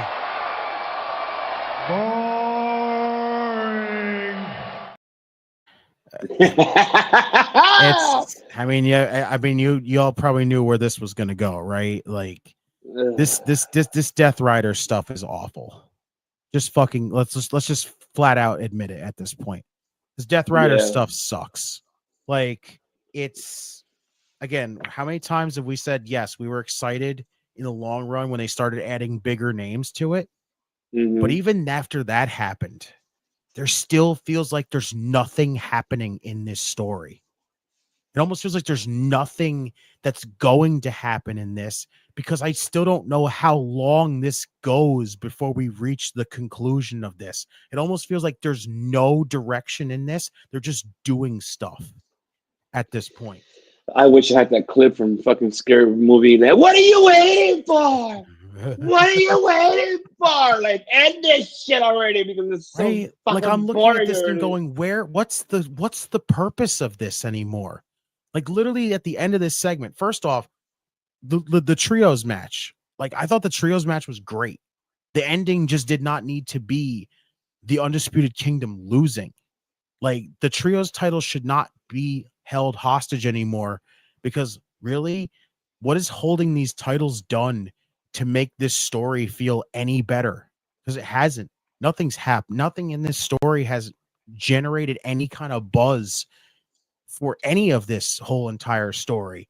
Because literally it feels like it has no purpose. It has no end goal. It almost feels like there's nothing to this story, because when you look at it, and then I'll jump right down to towards the ending segment here after they kidnapped, they basically like trapped Marina in a room and then cut the cuffs off of her and took the case with the supposed title in there, which clearly at this point, after you saw what happened at the end of the show, there was nothing in that fucking briefcase. Bro, I wish Moxley would have came out with the belt. Like, there's nothing in there. Here's that belt. Like, that would have been more sense. But you gave in that fucking quick. Like, fucking let's do it. Like, what the fuck? Right. Oh my God. This is the part that gets me here. When Moxley came out of the crowd and jumped the barricade and was trying to confront Copeland, like, listen, you think I don't care about the AEW world title? He's like, I don't think you don't care about the AEW world title. And he's flat out just said it. He doesn't care about the AEW world title. So why is Jon Moxley the fucking champion then? That's Tony Khan that question. That's my fucking question to this whole entire thing is, why is Jon Moxley the fucking champion? And why is the championship involved in this whole situation if the fucking person who is the champion right now doesn't give a damn about the title? And keep in mind, the first time we see this belts actually is actually the Trios belt. We finally get to see them. Right. Those the only time, those the only belts we fucking saw, but we didn't see the AEW World Championship. What the fuck was that? Yeah. And it's fucking this whole thing to me, it's another situation of like the bloodline right now. Like the bloodlines hit so many ups and downs and situations where I go, can we just get to the fucking point here? This hasn't even felt like it's barely even left its starting destination, and I already want it over. Like this feels like we pulled into the rest stop. This feels like we pulled into the rest stop. We sat there for like 3 days, and now all of a sudden we still haven't left. And then we finally pulled out of there and started heading towards our destination, and then stopped on the side of the road and went, I think we got a flat tire. Like, what happened here? Like, I don't get what the story is anymore. I don't think I just don't give a damn anymore. Like, I don't. Like Copeland, it just feels weird that Adam Copeland all of a sudden is this guy who just shows up in AEW, and now all of a sudden everything else, he just wants to stand there and wave the AEW flag. Like, if that's the case, and you think the Death Riders are trying to do something to AEW, why is this story not just the Death Riders trying to invade AEW and change it, while Adam Copeland and everybody else is here to just basically stop them from doing some stupid shit? And that's about it. Why is the world title being held hostage in this situation when literally the champion said he doesn't give a shit, and fucking Copeland literally was at the point where literally he was willing to destroy the case and possibly destroy the championship to get the championship out of there? Like, I don't care anymore. I want this thing to get to its conclusion. And again, I feel like we're not even genuinely close. Like, remember how Paul Heyman would go around for the Bloodline story and say, oh, we're only in the 3rd inning? This feels like we're only in the bottom of the 1st. It feels like it's like extra inning. That's what it feels like here. That's what it feels like. How many extra innings are we having in this motherfucker? That's just taking fucking forever. That's what, like I said, this doesn't even feel like it's even in extras. This just feels like it's in the bottom of the 1st. The game just started, and we're sitting here at bat with a fucking 0-2 pitch right now, and it just keeps going 0-2, 0-2, 0-2. And I'm like, can we like get something here? Because we're getting nothing. We're not getting anything here. We're like the buzz of adding the big names has died off already quick. The championship means nothing in this situation. The whole Death Rider story means nothing in this situation at this point. Because again, it feels like it has nothing to back it whatsoever. Like, it's just Tony wanted this, it felt like, to be one of the biggest stories that he could have told, and it genuinely hasn't done anything. And that's just at the point where it's like, again, if you can't fucking figure out something to get people to care about what's supposed to be your biggest storyline at this point, just get to the fucking conclusion already. Wrap it up and move on. Yeah. I agree. I agree with that 100%. It's, but like the good thing was, like literally, like TK said, that AEW was solid last night because it was solid. It was a fine show because there was still some good in there, even though there was still some bad in there. In the long run, like it just felt good that even with the little bit that we got, like even with the tag team champions, the main event there with the world tag team titles, it was cool that the Guns are back. It's cool that the Hurt Syndicate, I love the Hurt Syndicate, but again, it's just still too early that they won the tag team titles. And we're at the point where what are we going to get for the Hurt Syndicate going forward? Like clearly I guess we're getting the Killer Machines, which okay, what have they done to rightfully deserve a tag team title match? So it's one of those yes and no kind of situations for that right there. Like I don't know. It's just AEW. I think they did a fine job. It felt like they kind of kept the momentum in there. They're still trying to garner some interest in this, Grand Slam show, which is fine. So overall, I did say that I think they did a decent job this week again. So the momentum, it dipped a little bit, but it's still there. It did dip a little bit because it just wasn't the greatest build that we wanted to have heading into Grand Slam. Exactly. Especially where I am more like, where the fuck was Kenny and fucking Will Ospreay in this one? Because I think that's the one that they've been building for the last couple weeks, heading into Grand Slam. And you do not build it up here for this last week for it. That's a problem. I'm not hating on Copeland and Jay White. Actually, I'm intrigued to see them as a team. Right. And I think this, it's weird to see Jay White as a face. It's really tough. But I get it. I get it, and it's cool. I don't mind it. I like the build up. At least Jay White, at least he knows how to build it up and his mic skills with it. So I'm not hating on Jay White at all with how he did it. It is boring. It's just like, what are you waiting for? What are you waiting for, Tony Khan? What the fuck are you waiting for? Because we're fucking curious to know. Because I don't know what the hell you're doing. Because shit, I don't know. It's like, I don't either. Okay, we're getting Copeland and Mox the Revolution. You think we're excited for that? I'm sorry. I'm not. I'm not excited. I'm not really excited. I'll be more excited for Hangman and MJF than really for that matchup. I'll be straight honest. Because it's going to be... man, I don't know. I feel like he dropped the ball on this one. Yeah. I really feel like he really dropped the ball on this one. This could have been, like I said, we've been saying it.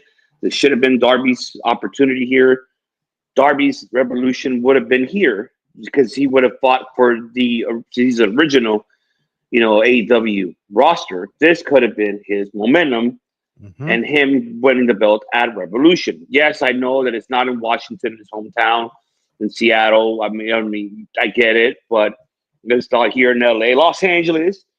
But still, it could have been a great build-up heading to Revolution. But you're having him going to do Mount Rushmore, which is that what it's called, right? That's where he's climbing the mountains? I forgot. Mount Everest. Mount Everest. There you go. So it's just you'd rather have him do that. Hey, be a world. I want to book he's a world champion. But okay, I guess just I don't know. I just what can I say? I mean, it was how you guys rated on Wednesday. I agree. I don't disagree with the rating. It was okay. It wasn't the best, but they need to figure this shit out, man. They got to do something. It can't be like this every time. Now, after Grand Slam, you got 3 weeks, Tony Khan, to start building Revolution and give us matches that you're going to be booking. So far, we only have 2. I haven't seen no other matches that are being built heading into Revolution. I think it's time to pull that trigger, buddy. Because I don't know, Tony Khan. I don't know what to tell you. I don't know what to tell you. But all right, it is that time now, folks. I know you guys have been waiting for this, and now it's that time. It's a double we're doing it all here at once. We're gonna start off, of course, with, but it's prediction time, folks. Yes, it is time for predictions. So let's see. Me do this. The 7 deities have come to me with a very powerful premonition. That's right, folks. No. We got a doubleheader on Saturday. We got Vengeance Day alongside with Grand Slam. This is gonna be something that, man, what can we say? It's gonna be something. Indubitably stupendous. Oh, it's going to be, shall I say? Wonderful. There you go. Wonderful it is going to be. That's right. Let's kick it off with Vengeance Day. That's right. There we go. Let's kick it off with Vengeance Day. We got 6 matches at Vengeance Day. We got, the winners, the number 1 contendership for the tag team titles with Fading Fraxium. And that's of course. Oh, is it going to be on that one? You tell us. Oh man, this right here. When it comes down, to the tag team titles, do I think that Fraxium finally loses it? That's the big question. Mm-hmm. Oh my god, I don't know. This is the one I don't know because Fraxium's held it so long. But I don't see them dropping it to Briggs and Inamura. That's the crazy thing. But you've kind of ran through all the tag teams in this division, really, the actual teams. So maybe the thrown together team is the one to do it kind of situation. Because honestly, I think they should do it. As much as it's the makeshift team, how much longer can you keep Axiom and Frazier as champions before people start going, all right, are we ever going to get something new out of this? So, you know what? I am going to predict new tag team champions. I think Briggs and Inamura are going to get it done. I think they can get it done. I like that. I'm with you on that, actually. I'm actually with you on that. I'll go with that. Let's fucking go with that. I'm with you on that. Yeah. Hell yeah. I'm with you on that. Oh, man. I'm excited, though. I'm excited to see how that's. I'm hoping it's going to be the opening matchup, but hopefully for Vengeance Day. But, I mean, we'll have to wait and see. All right. Now, what do we got next after that, Redeemer? Break it down for the card for us. Let's see. Let's jump to Trick Williams and Eddie Thorpe in a strap. The strap match. Oh my god. Oh, this should be really good. Honestly, like I said, the Eddie Thorpe stuff I haven't been fully committed to, but as of late, he's been doing some good stuff. And like I said, this stuff with Trick Williams, having him just basically be like, I've been messing with Trick the entire time. I've been trying all these little scheming kind of ways to get that NXT championship. Didn't happen, but that don't mean I'm done with Trick Williams and we're going for a strap match. Honestly, this is gonna sound freaking wild to say, but I got Eddie Thorpe in this one. I do. I think this is Trick's call up. This is Trick's way to lose and get called up. I think Eddie Thorpe needs this win anyway. I agree. I want to keep him convinced enough that we can say, hey, Eddie Thorpe belongs either in the North American title scene or can get himself back in the NXT title scene. He has to beat Trick Williams. And I think he does beat Trick Williams here. I agree with that. I agree. I think this is Eddie Thorpe's time. And what better way to build him up with this strap match? And I think it fits him very well in this one. I absolutely agree. Yes, 1,000%. Let's jump to Javon Evans. Javon Evans and Ethan Page. One-on-one. This is tough because I like this. I can see the new faction coming in and attacking Trick in this match. Ooh. Interesting. I love that. Even Merited says, do you have them from Fraxium? Do you have them lose the belts and then move them to the main roster? I mean, it could happen. Imagine them in Motor City Machine Guns. I think we've been wanting to see that matchup. Oh my god. Hell, them and DIY eventually for the tag team. Oh, Oh my god. lord.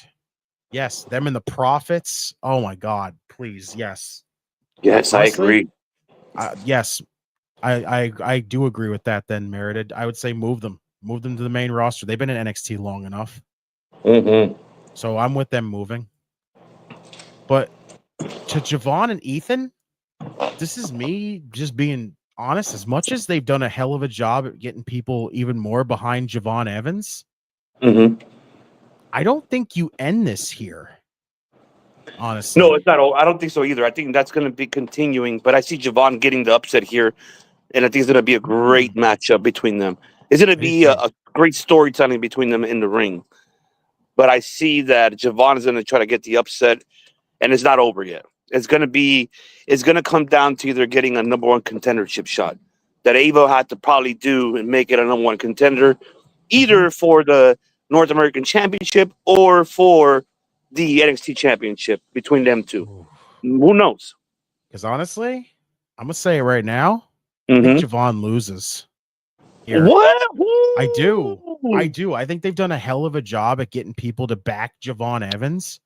But honestly, if this isn't over, if this can keep going in the long run, even if you could stretch it out for maybe like another match or two, I don't think Javon needs to get the first win here.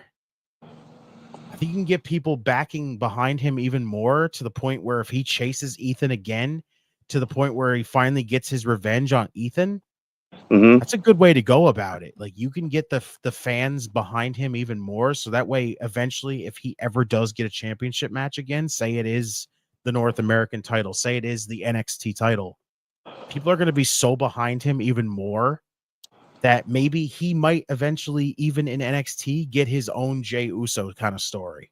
I like that. You're right about that. I like where that. he goes I in, like that. takes a bunch of L's to the champion, but eventually he's going to get that point where he's like, listen, I've been busting my ass. I've been doing what I can do, and I know I can beat you, to the point where Javon finally wins a championship. I could help a lot for him. So I got Ethan Page winning this one, honestly. Okay. All right. Looks like I'm going to have to switch minds because, I mean, you're right about that. I think, Tim, if you're watching, you better make this a doubleheader on the freaking, you should. Make Bakley defend it against Dom on this one. I want to see that. I got to see that title match, too, because I got to see that title match. Oh, man. But, man, you're right. But I still feel, let me ask you this. Do you feel like it could be the match of the night, though? Could it be? There's so many. I think any one of these 6 matches could honestly be match of the night. That's the crazy thing. Even Steph and Fallon, like honestly, those two could tear the house down if they wanted. Oh, I can't wait for that.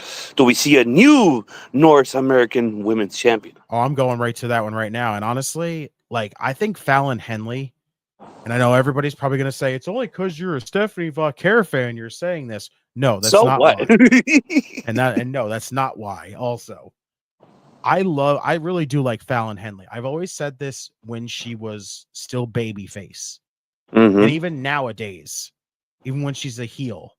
And look at Fallon Henley, and I go, there's just something about Fallon Henley that just comes off really likable. Whether she's babyface, whether she's heel, whether she's a tweener, whether she's anything. There's just something about Fallon Henley that that just comes off really likable. And I think she's done a great job since she's won the North American title. Like, honestly, I looked at her and I go, I don't know if she's ever going to win a title, but I'm happy to see that she did. And honestly, like I said, I think she's done a really good job with it. She has. I mean, I don't, Fallon Henley has done a great job as North American champion. But it just, man, the momentum that Stephanie has right now with the audiences, I think is the right move to give her the belt. Yeah. And if, like Meredith said earlier in chat, like if having her and Julia title for title, but we'll get into that main event soon. But man, I'm so excited. I'm excited for it. Yeah, like I said, I honestly believe that, like I said, Fallon's done a good job with this championship. I think it's come down to the point where the fans love Stephanie Vaquer. You're not going to pass up that opportunity to strap this championship on her now. So I do have a brand new women's NXT North American champion in Stephanie Vaquer for sure. Oh, yes, baby. Let's go. Yes. Let's go. What else do we got, Papi? We have the Fatal 4-Way for the NXT Women's Championship. Julia defends against Bayley, Roxanne Perez, and Cora Jade. Let's just be brutally honest here. Bayley, I don't think is going to come back and win the championship. I think it's good to have her in NXT. It kind of helps all the other women in the division, which is fantastic. Cora, right now, other than the fact that she has a future TNA Knockouts Championship match against Masha Slamovich in store, I don't see her winning it. And honestly, I think Roxanne Perez is on. It's basically been confirmed that she's been moved to Monday Night Raw, so she's basically on her way out. This is more than likely probably going to be her final match in NXT. So it just sums it up right there. Julia retains here. I see that too. But do you see her pinning Roxanne, or do you see her pinning Bayley? Honestly, I think that's why Cora's in this match. She might pin Cora in this one. Yeah, I think that's to pin Cora and just to basically keep Roxanne and Bayley fresh. Protect them too. So when those two eventually have a one-on-one, it's not one of them's been pinned going into that whole situation. No, I think Cora's just here so Julia can get the pin on her, and that's it. Okay. Oh. And then of course the main event, which it's gonna be a banger. It's gonna be a banger, even though it is. Oh yeah, it's gonna be a banger, baby. Even though it is super incredibly predictable, Obafemi retains here. I'm gonna say it flat out. This is gonna be the final, and this is gonna be the final straw that's gonna break the camel's back, and it's going to be the one where Theory and Waller are going to separate. This is it right here. The teases have been done. It's time. It is time to do it. I agree 100%. Oh man, I'm excited for Vengeance Day. It's gonna be awesome. Oh my god, it's easily the one show I'm excited for. And you know what I'm anticipating to see is the ending of the show, seeing Julia and Stephanie in the ring and both holding the belts together, and it's like, oh my god, like that's sight. And I just want to see Hickenbottom. Like, hey, I mean, that's all I want to see.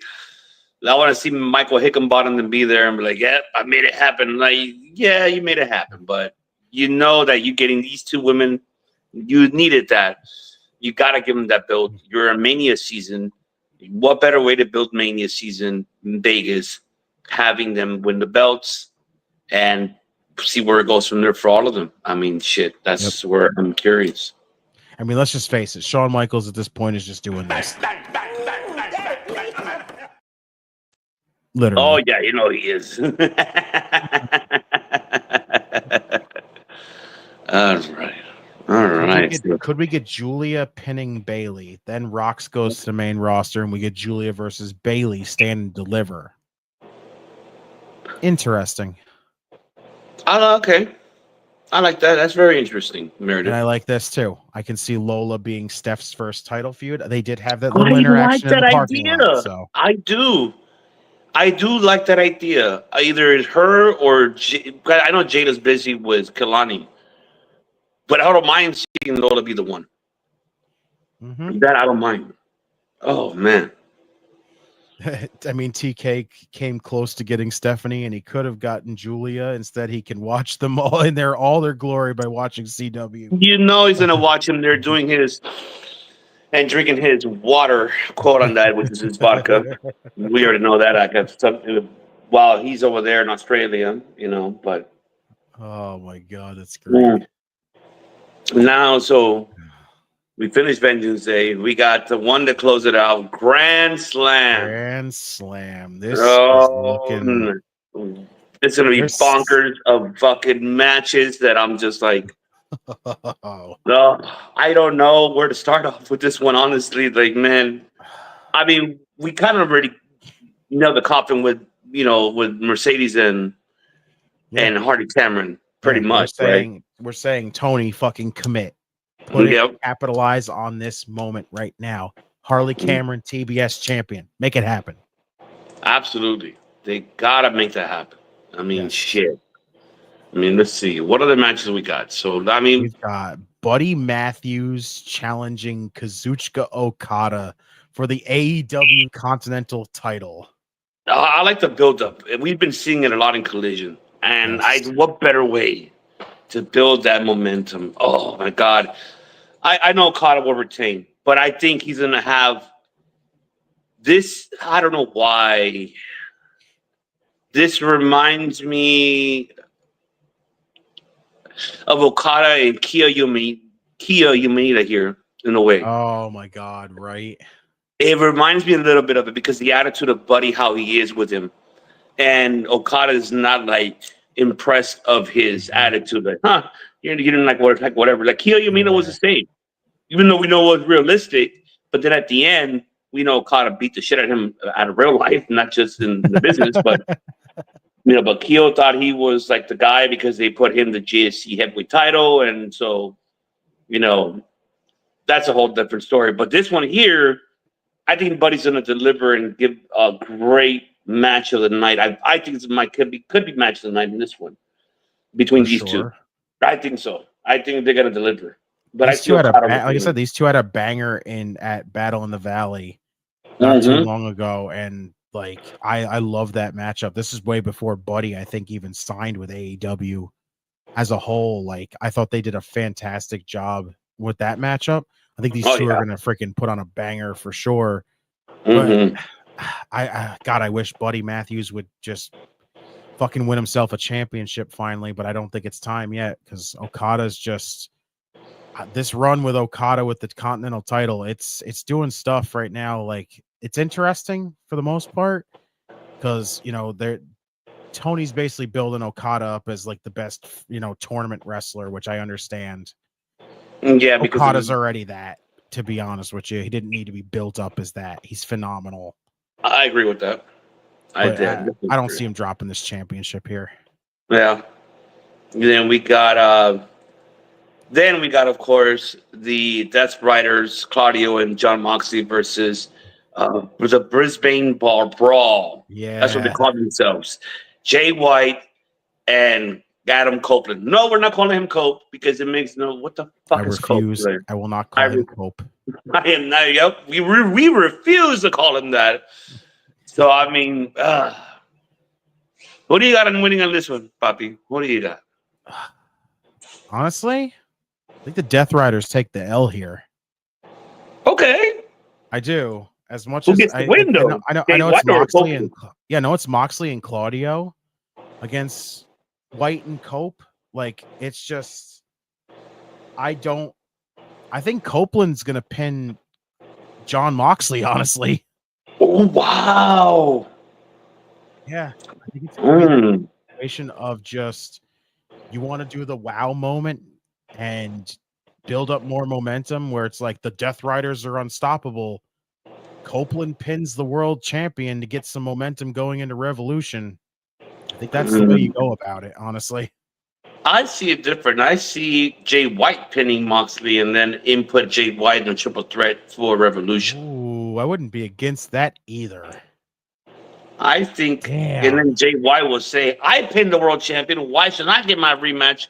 And then that's how either Christopher Daniels or Tony Khan. Tony Schiavone will be like, Tony Khan just announced this is going to be a triple threat match. And there you go. I mean, maybe so I see it that way. I don't know. Tony Schiavone, goddamn, with his friggin' ladies and gentlemen, Tony Khan has just announced. Like, shut up, Tony.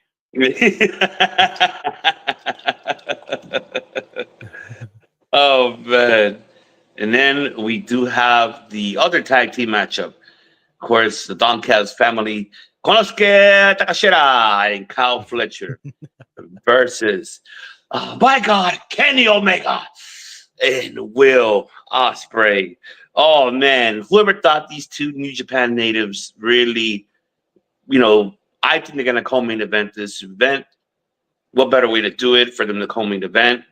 Have Ospreay and Omega teaming up and seeing here Takeshita, who is the MVP right now. I think his build-up has been great since last year, and this is now his year.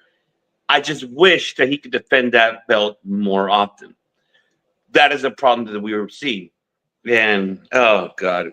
I wish I could play it on my phone, but you're bullshit, Tony Khan. I just want to say that. I got you. I got you. Okay. All right. Let me just get you right here with one of these right here. That's fucking bullshit. You're bullshit, Tony Khan. You gave him the belt, and what are you doing? Nothing. What the fuck is wrong with you? He is the never open weight champion. And a fucking, oh my God. I don't even want to get into it. Give us a sharpener what to do with this man. I don't know. I don't know. I sometimes I don't even know. I want to digress, but I don't even know. I don't get it. But this one is a tough one. But I think seeing what we're seeing the last couple of weeks, them jumping them after jumping them and beating them up. I think we're gonna get Omega and Will Ospreay win this one. Question is, who gets a pin on this one? Is it gonna be Omega or is it gonna be Ospreay getting the win here for the team? That is the biggest question. This is where I'm gonna have to play the opposite side of the fence here. Let me just say this right now. Does everybody just instantly forget that we are gonna be in Kyle Fletcher's home country? Oh, that's right. You forgot. He might get the pin. Kenny Omega's probably gonna get booed like crazy. That's true. Ospreay's probably gonna get booed like crazy. That's true.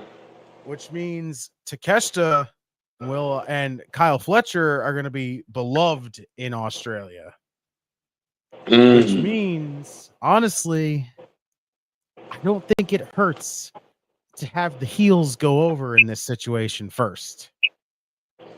Because this is going to be far from over after this first match, after this tag team match. So you think it's going to continue to Revolution then? Yes, honestly. So I got the heels winning this one here. Okay. Callis family wins this because that reaction that they're going to give, even though Kyle Fletcher is the heel in this situation, the fact that it's his home country, by the time when he wins that match, Australia's going to fucking lose their shit. And also, what if he pins Kenny Omega to win the fucking thing? Also, not only has Will Ospreay taken an L to Kyle Fletcher and put over Kyle Fletcher, but what if Kenny Omega just right now puts over Kyle Fletcher in the process? Oh, you're right about that. I forgot about that. He's from over there too. Jeez. What about if Mark Davis gets involved in this one? You don't feel like he will? I think he will eventually, but I don't see him really needing to get involved in this matchup. Unless, let's say he does, and then you have the return of Kota Ibushi on this one. That'd be interesting. So that could be after the match kind of situation. Because yeah, that's what I'm saying. Like I'm saying after, not during. How about like after? Because what if Mark Davis? What if Mark Davis is the reason why they lose this match? Why Omega and Ospreay lose this match? Where Ospreay basically, again, like it's going to be Ospreay confronting Mark Davis, going, "Listen, like what made you all of a sudden just be like, I'm just going to align with the Callis family?" He doesn't say anything. Nothing. You just don't see him word anything. He just completely ignores Ospreay to the point where that's what costs them the matchup. I think it'd be an interesting way to go about it because honestly, like I said, that leaves it open for the rematch because Davis got involved to fuck the match over. So now Ospreay and Omega absolutely deserve a rematch at that point. And then you're right.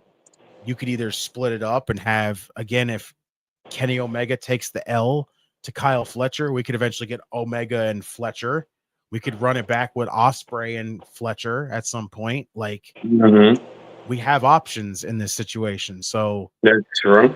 But like I said, in the long run, I don't think it hurts to have the heels win the first match. So, like I said, I got Fletcher and Takeshita winning this one. Okay. All right. And then we already talked about the women's. Now the main event. Yes. She is back home. Mama, I'm coming home. Timeless Tony Storm versus Mariah May for the AEW Women's Championship. Who do you have on that one? I mean, listen, I think Mariah May has done a phenomenal job as women's. But Mariah won the championship in her home country. Tony wins it back in hers, as far as I'm concerned. So, and we have Luther coming out and introduce Timeless Tony Storm. Yes, we've already seen him on Collision, so we know he's back. He's back, baby. Yes. So I think it's roles reversed in this situation where Mariah wins in her home country to get the title. Mariah drops the title in Tony's. That's how I see it going. I like that. Oh yeah, and I think that would be the Tony closeout. And you know what? I got a feeling we're gonna see a lot of the audiences dressed up like the black and white Timeless Tony Storm. Oh, I have a fucking feeling we're gonna see people in the audiences in the crowd, men or female. It doesn't matter. And it's not about that type of stuff. I'm just saying more because of the gimmick and everything. I think they're gonna go with it. Like oh yes, they're gonna do it. I'll be so awesome. And I think for Tony to win at home, just like Kyle Fletcher, just like Harley Cameron, be so amazing for them to close out that Grand Slam that way and have Timeless holding that belt and Luther be like, yes. Oh my! I just have a feeling though, if this happened, right, with Harley beating Monet, I hope it doesn't. I hope she doesn't do it that Saturday. I hope she waits on it. I think Monet might go right away after the World Championship. I think she will. I wouldn't. If she loses this TBS title to Hardy Cameron, she's gonna go after Timeless Tony Storm. I wouldn't doubt. I mean, I don't know who else you could put. I mean, we could have a trilogy, right, between those two with their feuds. But I don't, unless Tony Khan brushes it off and makes it very quick and gives, Monet go after Timeless Tony Storm for the belt. I hope she doesn't kill her momentum that Saturday. Wait until you come back to North America. Let her have her moment with her fucking family and friends and with this gimmick. Like, none of us thought that she would do this. No one, and I'm extremely proud for her, and I'm happy for her that she got something going finally. And what better way to close out the show? Her being the main event, winning that championship, being like a struggle matchup. Like, oh my God, it's so close. And then she finally hits it, and then it's over. She wins the belt. Oh man. I'm telling you, this is going to be this show's primary objective is going to be have Australia get hooked at this point. Absolutely. So this is going to be the whole thing where the Aussies are going to go over in this night, which is going to be, again, that moment that's going to have people in Australia going, I can't wait to have AEW back again because look what they did for us right here. Like, it's going to be so much, it's going to be so good for them in the long run to be able to know that they can go back to Australia and the people are going to be like, this time, like after the whole debacle with this show here, how it went from this big stadium show to a smaller arena situation, and it was supposed to be a pay-per-view, but it turned into a TV like special. This is gonna completely rewrite. This has a chance to rewrite this whole thing and get back on good terms with Australia. So like I said, when people come, when AEW decides to come back to Australia, it's going to result in more people in Australia coming back for the show. So there you go. So could this be the match of the night for Grand Slam? Honestly, so far, I think about their All In match and how amazing it was. I think these two are gonna these two might steal the show, hands down. I hope so. Not only just because the match. I know these two can put on a match and a half, and they're gonna friggin' destroy it when they get back in the ring together 1-on-1. But the fact that again, it's the same situation.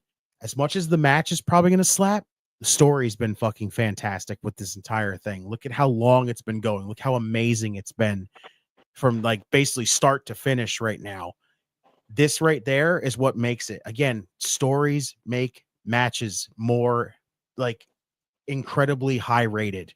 And that's why. And this is going to be one of those situations where Tony can look at it and go, not only did I tell a fucking fantastic story, I gave you a dynamite match in the process. Like right there, this main event's going to slay. Oh, I cannot wait. It's going to be Netty Mania fucking weekend. I cannot wait. Man. Folks, we appreciate you all. I know, as you can see, I had, unfortunately, the technical difficulties because of the weather over here in California.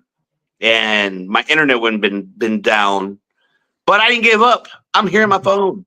I told you I was going to do it here on my phone, and I kept it going. That's fine. We could leave that one. It's all good. Okay. Yeah, but I'm here. We still made it happen. I told you, backup. It's my PC, my phone, and good thing I have a portable charger here to charge my phone too. That's a good thing. I have one of those, these thingamajiggies right here that is able to charge my phone while keep it going.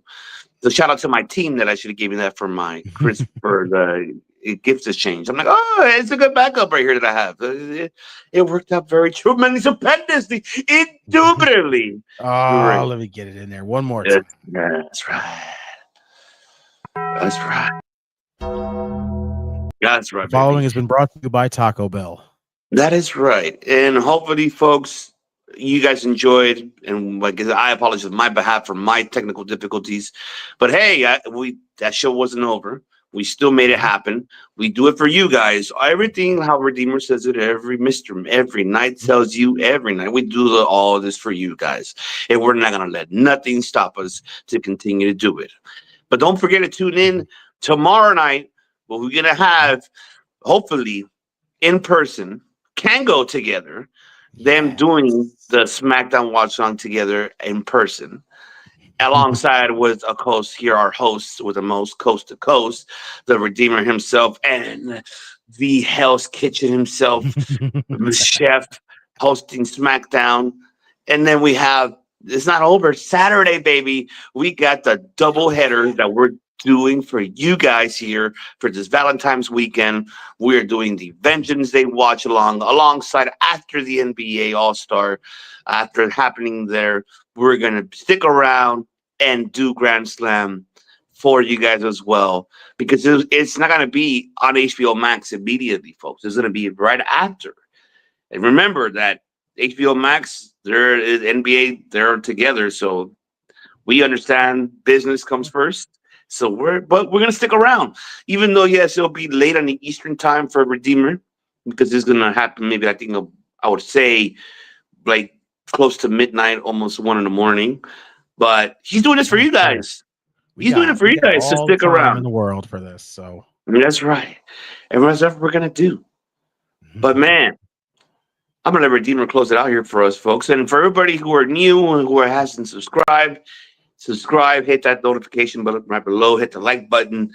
Like I said, we're on the road to 1,000 for all of you guys. And I got a lot of things coming up for Mania season for you guys. A lot of great stuff. I can't reveal it yet because I'm working on it because I don't want to jump the gun. There's a lot of great things that are happening here on this network because we do it for you guys. And we appreciate you for everybody listening around the world, especially toda la Latino familia que está escuchando esto en en su Spotify o Apple Podcasts o iHeartRadio, donde sea que nos escuchas.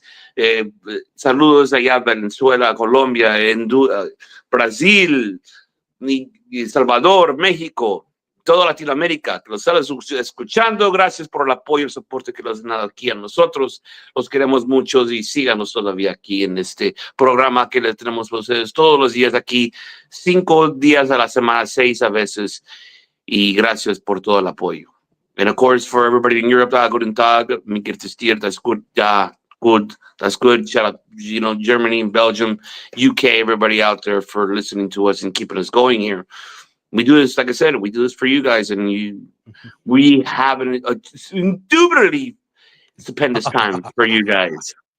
That's why we do it, because we love you guys. Everybody in the chat, Meredith, Chris, Stephen, man, Robert Brown, everybody, Benjamin, everybody there. Mr. Opinionated, Mr. Lauren, Opinionator. I love Mr. Opinionated.